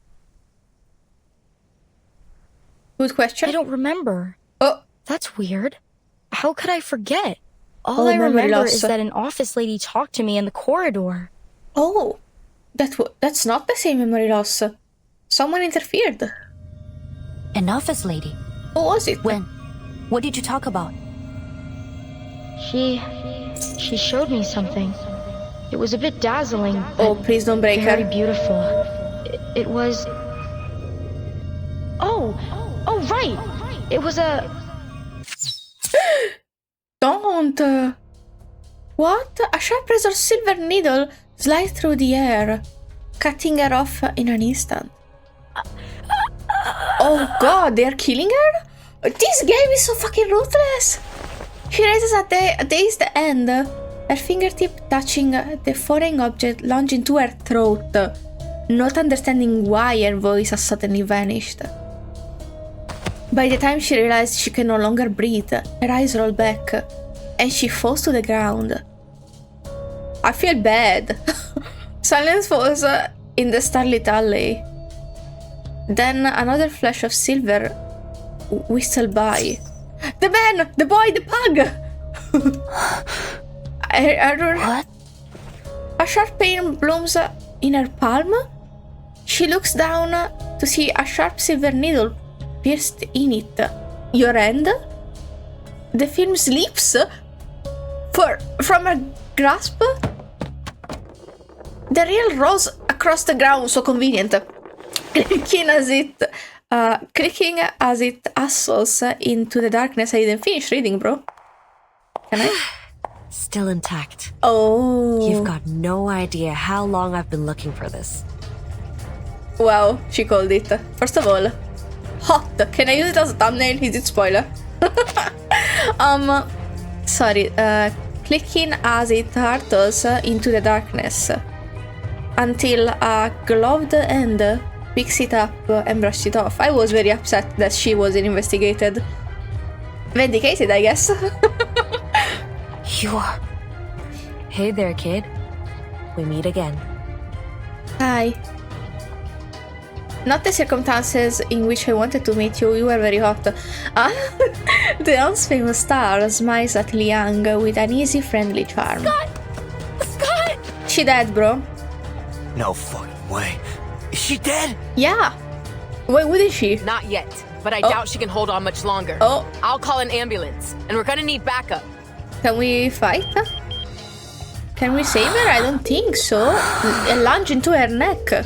Throat, they said. Oh, chill. Loggerhead scream, Pugdog's cry, and Poitier's tense voice all rings in Liang's mind. I just remember I have the window open, sorry. I don't want my neighbors to have a hard time sleeping. The poor dude downstairs has insomnia like me, so I know the struggle and I don't want to make it harder. Liang's rationality has already grasped the reality of the situation, but her emotions are refusing to let her shape the conclusion into clear words. You also have one hand stabbed. Why are you doing this? When Loggerhead poses a similar question to Scott, Liang had questioned the inquiry. Sorry. There is no need to ask why evil chooses to do evil. What's wrong is wrong. Evil must be eradicated. Ghost plugs must be purged. Well, she did say, it's fine. I was saying, she did say that thing about karma getting him, and then someone got him. She was the karma. That was the doctrine drilled into Liang since childhood. But now she finds herself forced to ask the same thing. Tell me. I need a reason. She doesn't. It's my old friend that you should be asking. What do you mean? Liang watches her cheesing smile fades, and her face turns steely. Long time no see, Nor. Yeah, it's been a while. The last time we saw each other was in front of her grave, if memory serves. Oh. We really should keep in touch more often. I don't think so right now. She's skinny, people. The hair in the alley is sharp as a needle. Haha, nice pun. Sorry. Noir continues to smile, but a weariness lurks behind her eyes. But you've gone too far this time, my friend. She glances at Scott's fallen body and gently shakes her head. This isn't part of our story. This isn't a set, Director. It's not your call. He raises his hand, and a flash of silver pierces through the darkness. Careful. So many. Bro, did you get them all? The fuck? Wow. Sorry. She leaps forward, deflects the needles, and stands firm in front of the wheelchair. Oh. Cheesing shows no surprise. She narrows her eyes a little, as if she foreshadows this outcome. That's the She foresaw. Sorry. This should be fun with you here, little Vigil. Let's all play our roles, shall we? Hot women. need to stop with the cute names because this one is also evil. Speaking of evil women, I hope they characterize her okay. Didn't give her that much attention right up until now though. Fight? This wasn't the big fight. This was to be continued. The big fight is next. I think. I hope. Big fight? Beep, beep, beep, beep. Sorry. I keep being a bit unhinged. I think it's time for a snacky. Calculated maneuver. I say a snacky, but I didn't grab it. Sorry, give me a second. A random scrap of paper with intricate folds. A nod to its owner's boredom during a long meeting. Basta no. It's a note, so it's short, right? It's not. Fantastic. Give me a second. I'm gonna munch. I hope Bibi doesn't hear me, because he wants to eat these. He cannot eat these. He will not eat this, but he wants to eat these. Okay, no, this isn't the one I should skip. Okay, I munched, sorry, and while I was munching I checked. Prepare to be flashed. That was for me, what for you? I checked which trail to skip. It's not this one. Abhijeet's correspondence. This letter was tucked inside a folder of interrogation records. It appears to have been exchanged silently between two Vigil's agents during an interrogation. The two distinct writings reflect their unspoken dialogue. She's tight-lipped about it, but she seems unaware that we've already figured out everything. Fascinating, like a mouse in a lab experiment, arrogant yet clueless.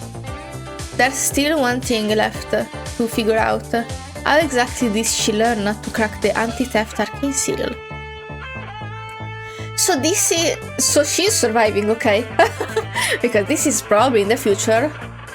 All her lies and disguises fall apart under scrutiny, but she hasn't given up a single clue about this. Even our artificial somnambulism couldn't uncover anything. Could it just be sheer dumb luck? Disappointing. I've taught you better. Never rely on million-to-one coincidences. Always consider the more plausible scenario. Scenario?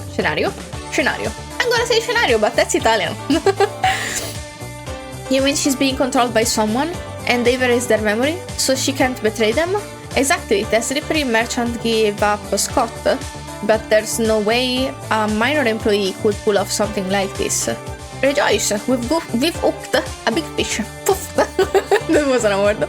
So we're letting her go? Yes, but not without losing her strings first. Understood, I'll notify Mr. Pedra. I trust he'll ensure Miss Scott feels completely at ease after some subtle adjustments. Good, you're a reliable assistant, Billy. Billy, what a cute name.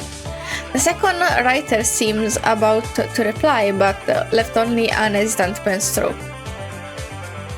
Sus. Sorry. Okie dokie. Lit screen, lit eyes. We're still here. Not my partner down. She's an NPC. She can survive this. Hello? Oh, at least he's still alive. For reasons. I hope he stays alive. What was his name? Pug something? Pug dog? Dog pug? I forgot. Pug dog.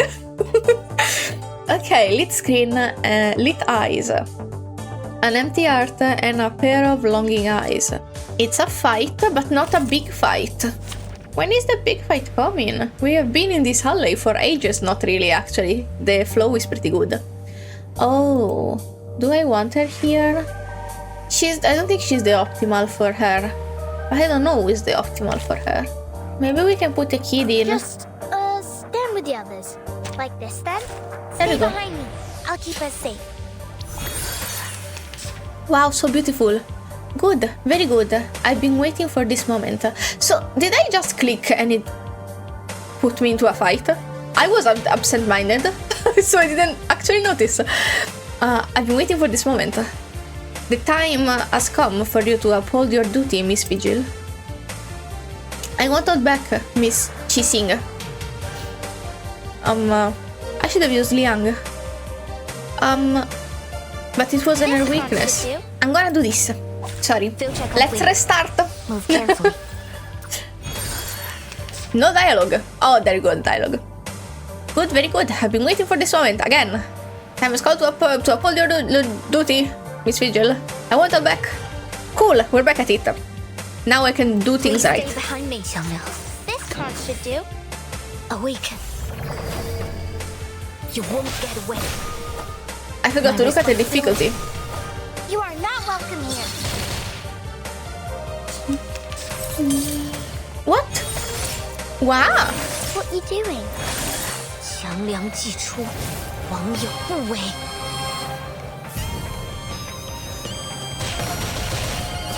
Quindi, a shame that it costs her to call the big kitty. Damn, I like her attacks. Now I know why she's unpullable. Just another shift. There we go.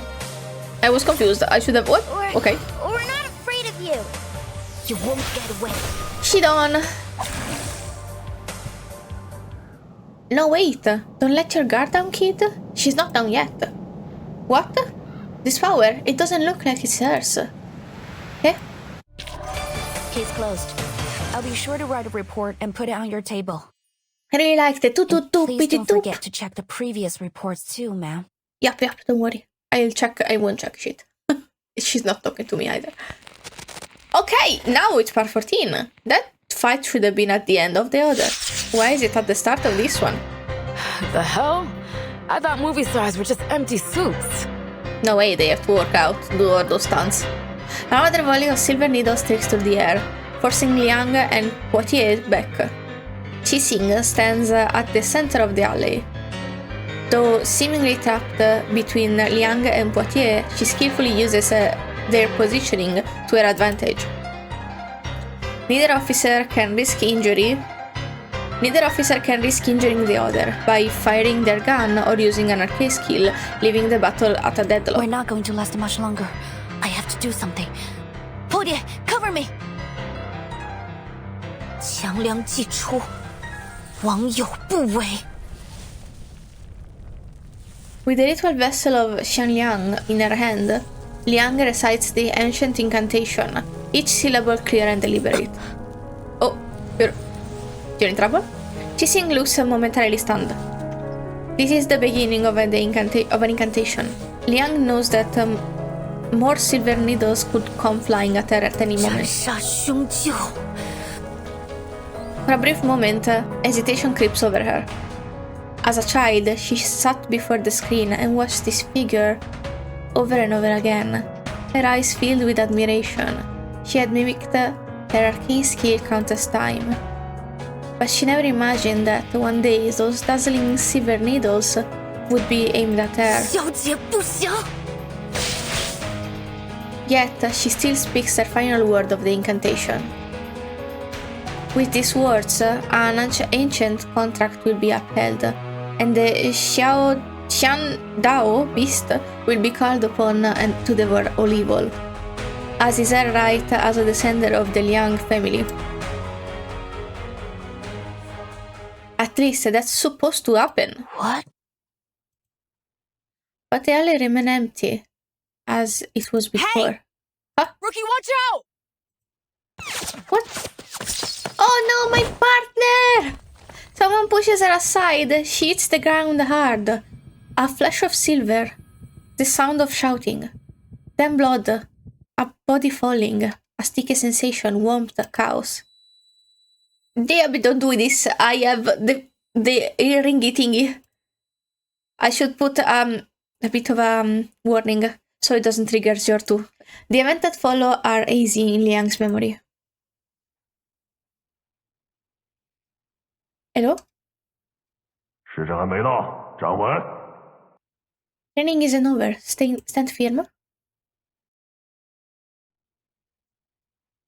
A sharp reprimand shatters her haze, pulling her back to focus. What? A familiar courtyard, a man with a familiar face. In front of him, a little girl stands in horse stance, sweat rolling down her forehead. Her legs are trembling. Yet the man's ebony ruler comes down mercilessly on the girl's shoulder. 不像样，和你讲了多少次，要沉肩坠肘，心静体松。 Wrong. Shoulders and elbows, sorry. Relax your body and mind. How many times do I have to repeat myself? Two small heads peeks over the courtyard wall, giggling and whispering to each other. Shh. 看，他就要撑不住了。 Motherfucker, I wanna fight a child again. God damn it. This game. Look, she's gonna fall any second. 活该，谁叫他向老师告密的？ That's what she gets for saying that to the teacher. The teacher? The boy makes a goofy face at the girl holding the stance. The girl, already exhausted, finally loses her balance and collapses to the ground. 疏于练功，三心二用，你看看你怠惰了多少！以这样的体魄，强梁又如何能服从你？ Someone has an inferiority complex and is taking it out on the kid. You don't come to training, you're distracted and you're lazy. How come Xiangliang obeys such an indisciplined master? 我等一会儿过来检查。扎不稳马步，今天晚上就不要吃饭了。 Get up, I'll come back later. If you can't do it by sundown, there will be no dinner tonight. Motherfucker. The man, her father, shakes his head in disappointment and walks away, leaving the girl gasping for air on the ground. 走吧走吧，没意思，他又要站一天了。哎，要不要去录像厅？ Let's go, she's gonna be there all day. Wanna go to the theater? 好呀，去街角那家吧。今天他们家放神秘警探C07。Oh, she did sneak out, maybe. Sure, the one on the corner's playing Detective CO7 today. The children hop down from the wall, laughing as they scurry off. 我也想去录像厅。 Oh, theater, I want to go too. Look at that animation, that was so cute. No one hears her voice. No one but herself. Don't make me cry I remember again. it now. I hated Qiangliang when I was little. Baby. Father was always trying to teach me something about the 12 Zhenzi, the master of Qiangliang, fighting the wicked and dispelling evil, fulfilling the duty of my inheritance. I was only a child. The poor baby. It was all too difficult for me to understand. He just wanted to go to the theater. The other kids hated me. I was a traitor, a class president who took the side of the adults and enforced the rules. They'd all hang out and have fun together, while I was left alone. I envied them. Their lives were simple. I wanted that. You deserve that. Oh. 一角，两角，五角。 Her piggy bank lies smashed on the ground as she picks through the shards to count every coin. Amidst the broken porcelain, half of the shattered face stares up at her innocently. 对不起，小猪。 I'm sorry, Piggy. He gently brushes her finger over its face in a gesture of comfort, of farewell. I never understood why they made it so cute if you were supposed to smash it. Maybe to make it easier for you to not smash it and save. But since I was little, I gave personality to inanimate objects, so I didn't use those kind of piggies. I was never able to, because I would have lost all of those money. You would never have smashed that piggy.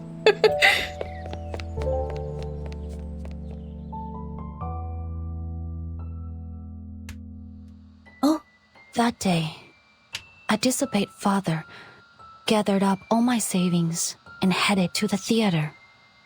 That was the first time I watched Detective CO7. It was amazing. But it was yawning. But I knew it was just fiction. Just an escape. At least this makes life worth living, you know? My real life. Any escape is good. Once the movie was over, I'd have to go back to the same home I had just left. I didn't want to leave. So I stayed in my seat for the closing credits.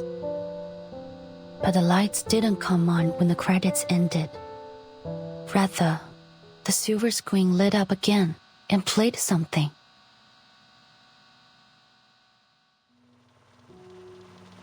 Oh. It was an interview with Miss Qixing. 奇星小姐，有好多小朋友中意你嘅作品，將你視為佢哋嘅英雄。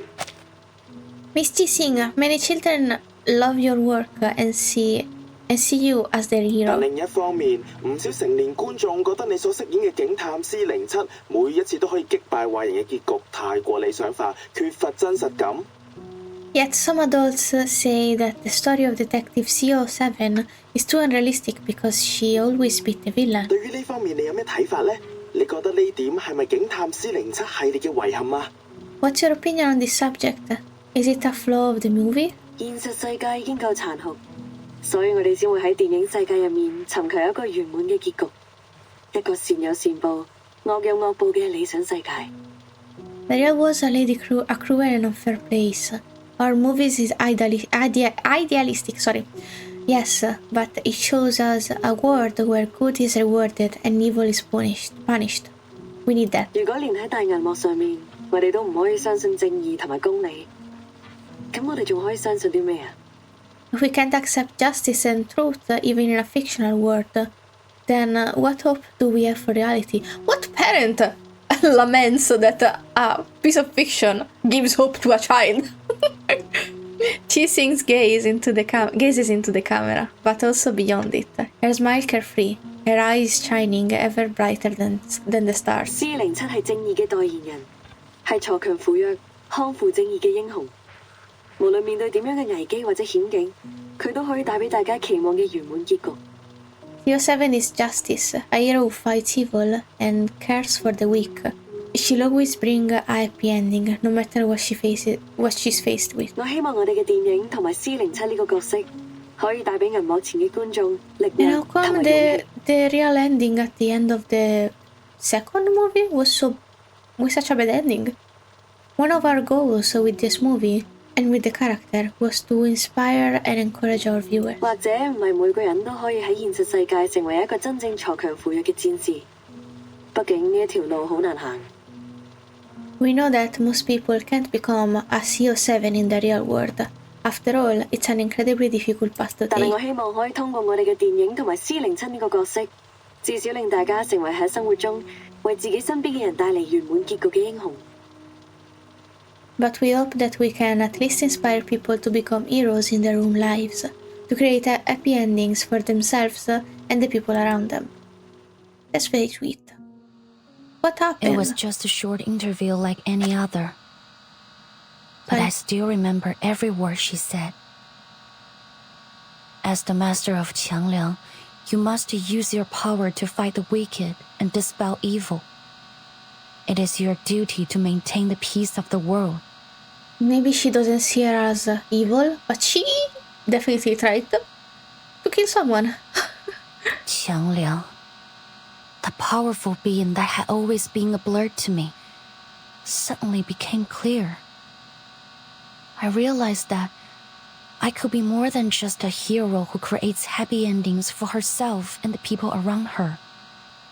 I could be the hero who creates happy endings for everyone. Just like CO7.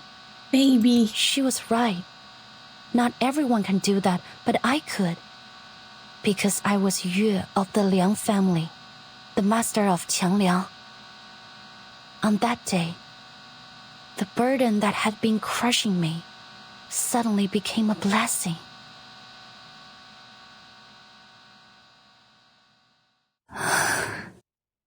So, what went wrong? Oh, sorry. The image fades as another silver flash brings her back to reality. Ow.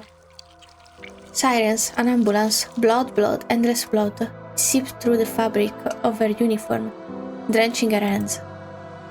She hears someone shouting. Stay with me, Polly, please. Oh my god.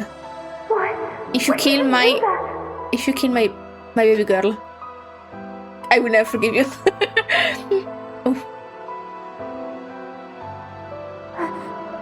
I thought you hated me. No, you didn't. What? People always hate me. Oh, fuck.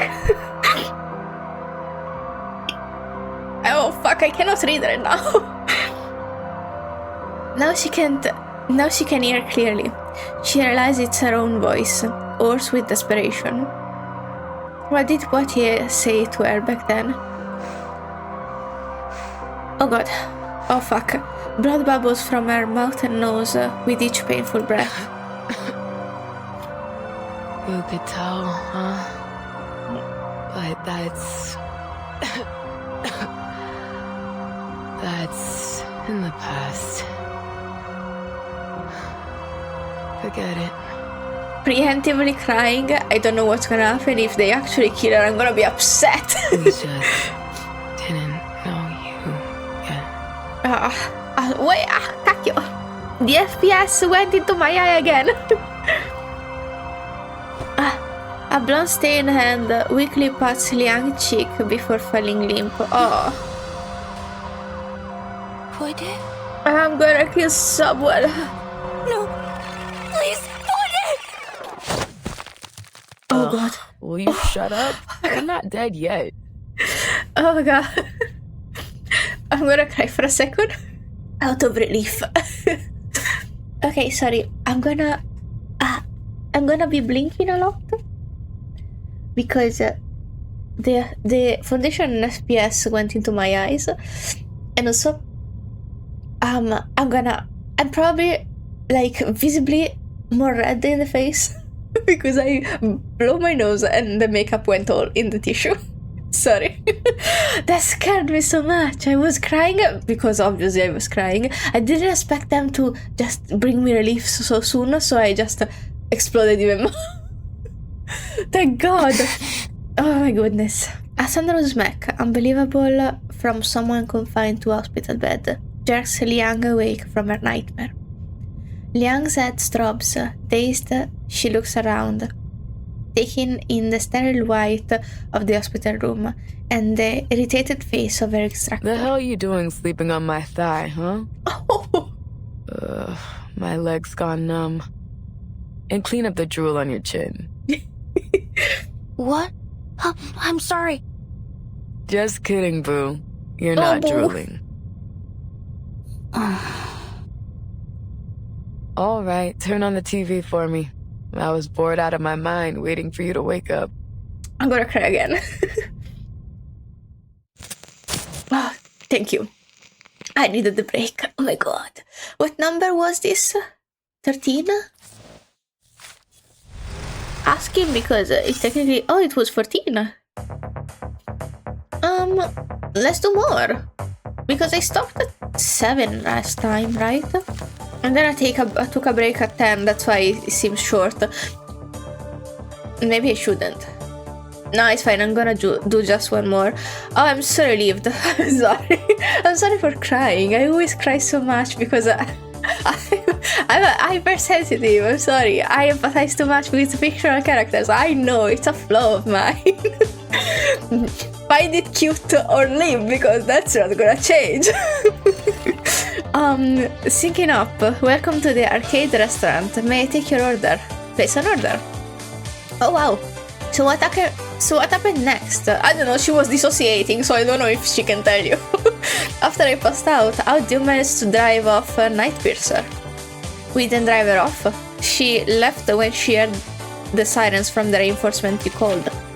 Chief hadn't arrived. Director Noir used arcane skill to control her puppets, sorry, my eyes are burning, and guide them to you.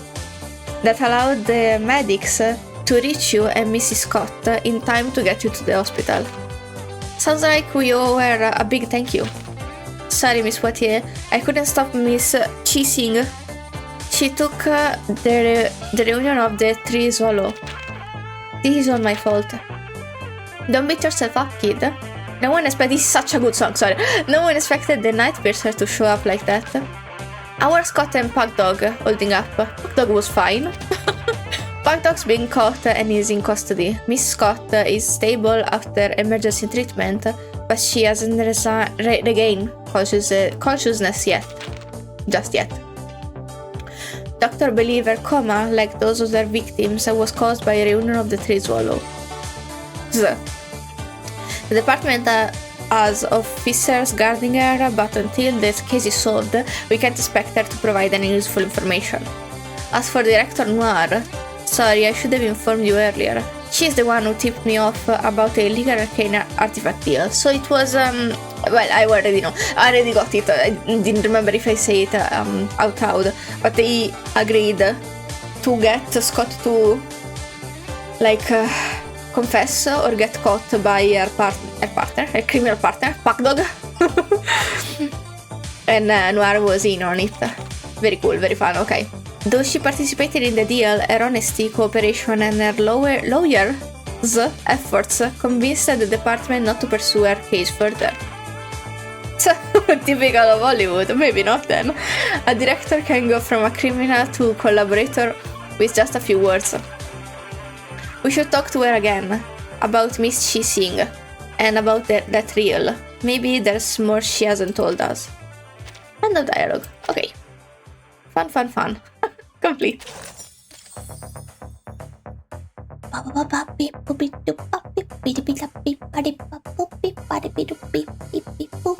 I need some water, sorry. I got distracted by the music. It's 4 AM, it doesn't bode well. I also already cried, and so now I'm gonna get progressively sleepier. Anyway, this just in. Silence and stillness are already the highest form of alert. A freebie, which means it's gonna be a bit long. Ah, my back, my neck, my everything. Tall officer, are you up? I got you guys Chinese food. You must be hungry. Oh? The two officers are both staring intently at the television screen. TV, just say TV. The paper copy in their hand are crumpled tight. What are we watching? Why are we mad? Almost 20 suspects in the holding cell were injured. Most were found unconscious at the scene and are now in critical condition at the hospital. Oh no, Packdog. The victims include arcane black market dealer Castor and Chicago gang leader Jason the Coyote, both of whom have since been acquitted of their crimes. Packdog? Is Packdog fine? Behind the reporter, whoa, thick black smoke billows from the scene of a car accident. Flames leak at the oil speed on the road, sending waves of searing heat into the air. Cameras out of the way! Out of the way! The ambulance needs to come through! We need banana bags stacked! These people could go into shock! What is a banana bag? Ah, my skin! It burns! Help! Help! Oh boy. Whoever you are who did this, just wait and see! I'll tear you apart, you asshole! Whoa. Oh, violent behavior. Medical personnel shoves past the journalists as they hurry over with a stretcher. The cursing and wailing of the deranged man behind the reporter echo in the background. It sends a chill down their spines. The fire is speculated to have been started by a victim of a nightpiercer attack who displayed signs of mental instability. At the same time, similar incidents have occurred at the Lieber Street Detention Center and the Chinatown police station. The situations at both sites are similarly concerning. Oh my god, similar... Oh goodness. It has been reported that the Division of Arcane Affairs is considering the potential connections between these incidents. The mysterious figure behind the unresolved Nightpiercer attacks remains their top suspect.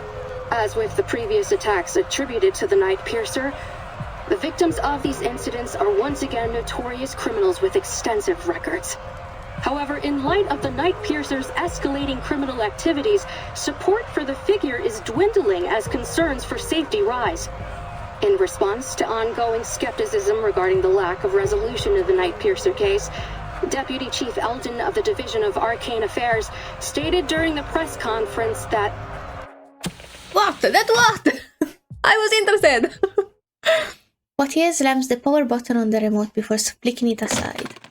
She yanks it She yanks the IV needle from her hand. No, and grabs the uniform from the bedside. No. I pass out for half a day and Qi Xing's already turned the city into her personal playground?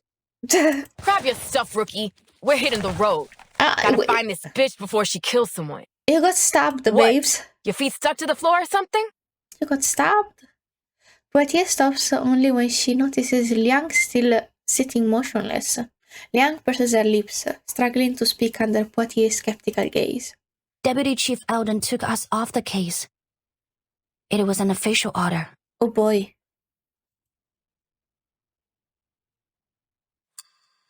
A few hours earlier, the LA office for the Division of Arcane Affairs fell into a eerie silence. Early this morning, Constance Scott, a staff member of the Foundation's Arcanum Containment Department, was assaulted during an illegal arcane object trade. It's still hot. She's still in critical condition. I'm mad about it. Forensic Services has confirmed that the arcane skill traces found at the scene of the attack matched those left by the suspect in the ongoing Nightpiercer case. Oh. Thanks to Noir and our Vigils cadet Liang Yue, who are both at the scene of the attack, we've been able to confirm the identity of the Nightpiercer. Name's Qi Xing, a 29-year-old former movie actress from Hong Kong. She played the lead role in the Detective CO7 series, where she gained a reasonable amount of fame. She was in a few more movies after that, but no big hits. She officially retired from acting a few years ago. The BAU's come to the conclusion that she's confused herself with her movie character, possibly a result of a mental imbalance caused by the setbacks in her career. Oh. She thinks she's the real-life CO7. And not by the recording? The hero who fights evil and cares for the weak. In short, we have a vigilante on our hands. Thanks to a minor mistake from the Foundation's Arcanum Containment Department, we also have a dangerous arcane item. A cursed film reel called Reunion of the Three Swallows, somewhere in the city. Liang has confirmed that Constance Scott, the staff member who was assaulted by Qi Xing yesterday, is the perpetrator of the theft. As you're all aware, there's been an explosion in mental disorders in Chinatown. We now know that their source is the cursed film reel. It's currently in Qi Xing's possession. It sounds so done which for. makes her even more dangerous. Sounds like it. Having learned about the history behind this arcane film, I kind of want to sleep. Maybe we have me reason too. to believe that obtaining it was one of her motives. Since the film's been in her possession, there have been Get your multiple hot assaults around hand the city, out of the frame, please. all matching the patterns of the Nightpiercer. But there's one key difference. This time, the victims all showed the same mental disorder as the victims of the film. We believe that the suspect is able to control the film's power to some extent, and she's using it to commit escalating crimes at a much higher frequency. We need to act before the situation gets out of control. Reinforcements from the Foundation and the Vigils Bureau are already on the way.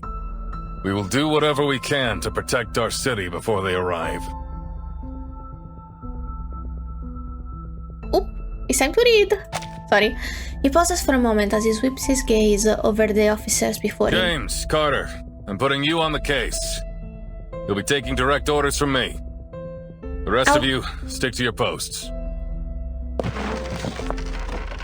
Also, sorry for letting him just talk. Excuse me, Deputy Chief Alden. I need to ask you something. I was saying, I'm sorry for letting him just info dump on you. I know that a man talking to you like that without any interruption is quite hard to focus on. I'm joking, sorry. But I'm a bit tired and I'm gonna lay down for 20 minutes after this. So I am a bit more, energetic for the last part. I already know what it is. Before Liang can speak, Eden cuts her off. His tone is calmer than she expected. You and Poitier saw that something was going on in Chinatown and started an investigation yourselves.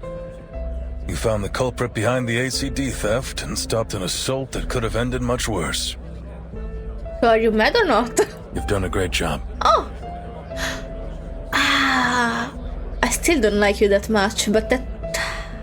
No, it's because it's hot, not because he's a good person. But then his tone shifts. There you go. But there's one key thing you failed to do. You had a chance to apprehend the nightpiercer right then and there, but somehow she slipped through your fingers. According to your report and the witnesses' statements, you failed to summon your legendary beast when you confronted the suspect. As a result, not only did the suspect get away, but your partner sustained an avoidable injury. I need my best, most reliable officers on this case. So fucking rude. Okay, see, yeah, I understand, but as always, he has no tact. And no respect. After a brief pause, he delivers his final verdict. Sorry, Liang. Okay. But you don't make the cut. The two of you will be excluded from the operation. Boom, bum, bum, bum. This is bullshit! Yeah. He can't cut us out! This is our case! No! We are doing this! You literally got stabbed, chill. Calm down, Miss Putty. Even if you feel fine, the doctor said you had to stay in bed for at least a few days.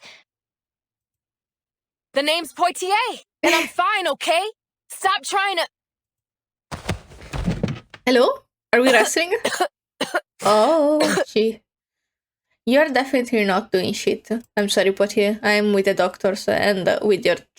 No, I'm not with your boss. Your boss seems to suck a lot, actually. He has his moments, but they're not enough. I'm sorry. Facts speak louder than words. Liang gently leads Poitier back down onto the bed. This time, Poitier doesn't resist. Damn it. So what went wrong? How come your friend... Tang Leng, was it? That's what. Didn't show up.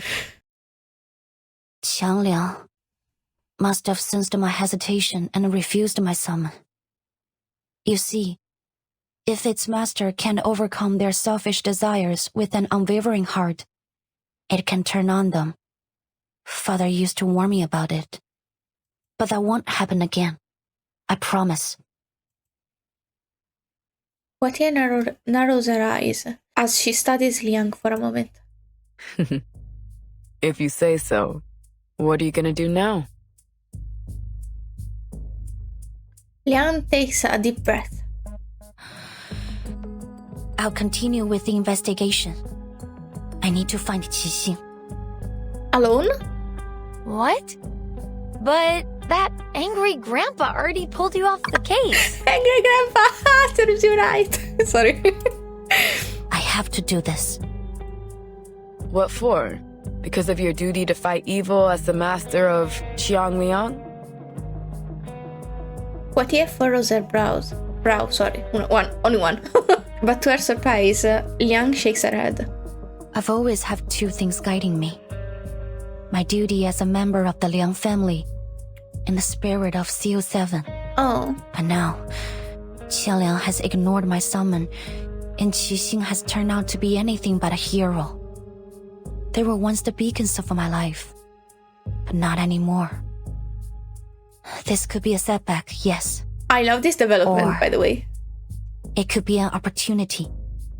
Yes, so fun. For that the first time even in my dejected. life, I can think about what I really want without having to consider anything else. Sorry. After a brief moment of surprise, Poitier lets out a laugh. You know what, Rookie? It always grinds my gears when you talk about your duty and all that stuff. But what you're saying now, I like it. Oh. Aren't you going to stop me? She's an enabler. Didn't you notice? Why would I? It's our case, isn't it? There's nothing wrong with doing our job. If Eldon bitches about it, just tell him you bumped into the crook when you were strolling around the city. Oh. Seriously? Yeah. Nothing wrong with that, is there? So what's the game plan, huh? What are you gonna do? No idea, actually. I don't know where this goes. It's fun, though. I like that. This scene again? I I must can't have done fit a dozen takes already, right? Yeah, I'm no movie expert, but Oh, even I can tell bodyguards. the actor's nervous as hell. Of course he is. Anyone would be nervous if they knew a wanted criminal could show up at any time and mess you up with Arcanum. Eldon tried to keep the details of the case a secret, but that director from Hong Kong told her crew about it as soon as she came back. Oh wow. The two uninformed figures stand in a narrow alley in Chinatown. They came to protect the potential target of an attack, Noir, but were politely turned away on the grounds of disrupting filming. Now they can only confirm the situation inside the set by peering through the slightly ajar door. I mean, I guess they have the right to know. And to run. Half of the extras got the hell out as fast as they could. And look at the other half. They're too nervous to work. I know. Smart ones. Hey, that's the Vigil's cadet, isn't it? What's she doing here? He has a part in this.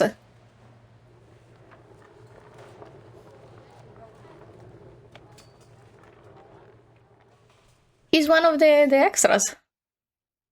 Maybe they didn't know. It was confidential, probably. The officers said you're here to help, is that right? Excellent. We could really use a hand right now.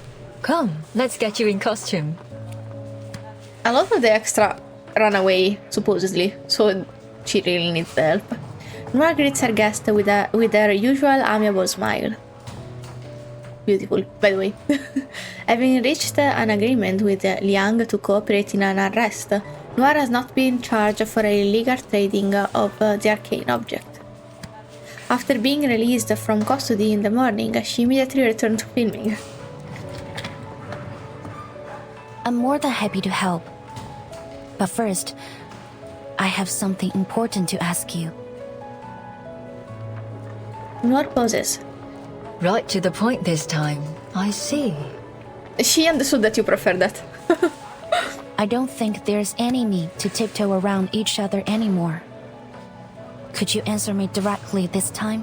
Sorry, sometimes I disappear because I'm yawning like what crazy. What happened between you, Qixing, and He Rizhun, the creator of Reunion of the Three Swallows? How did she die? Why do you and Miss Qixing both want that film? And why is she doing this? Noir looks at Liang, her usual smile fading slightly. What do you plan to do with my answers? To Qixing, I'm probably just another fan. But to me, she and her character means something. I need to know why. I have to arrest her and find out the truth. Maybe I can still fix things, but Miss Noah, I need your help if I'm going to do it. This time Liang says exactly what she's thinking. She holds her breath as she awaits Noir's response. You mean you want to know more about her? To peek behind the scenes, learn what really happened behind all the movie magic. I told you it's not a good idea. We create works not just to express ourselves, but to entertain. Oh. And when we release them to the public, we open ourselves to all kinds of commentary, whether they be sweet or bitter.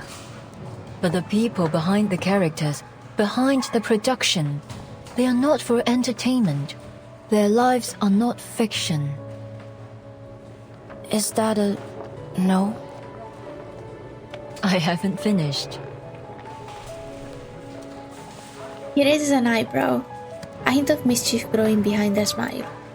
Though I don't advocate trying to cross the line between on and off screen, if we cast aside your relationship as fan and actress and treat you simply as individuals, saying I want to know more about you sounds rather beautiful. It's touching, really. I'll answer your questions, Miss Liang. Follow me. Oh? To be continued? Yes. I am actually doubting myself. I don't know if I can finish it because I'm very, very, very sleepy. I'm incredibly sleepy. And I don't know if I can sleep a few hours and then wake up and try to do this.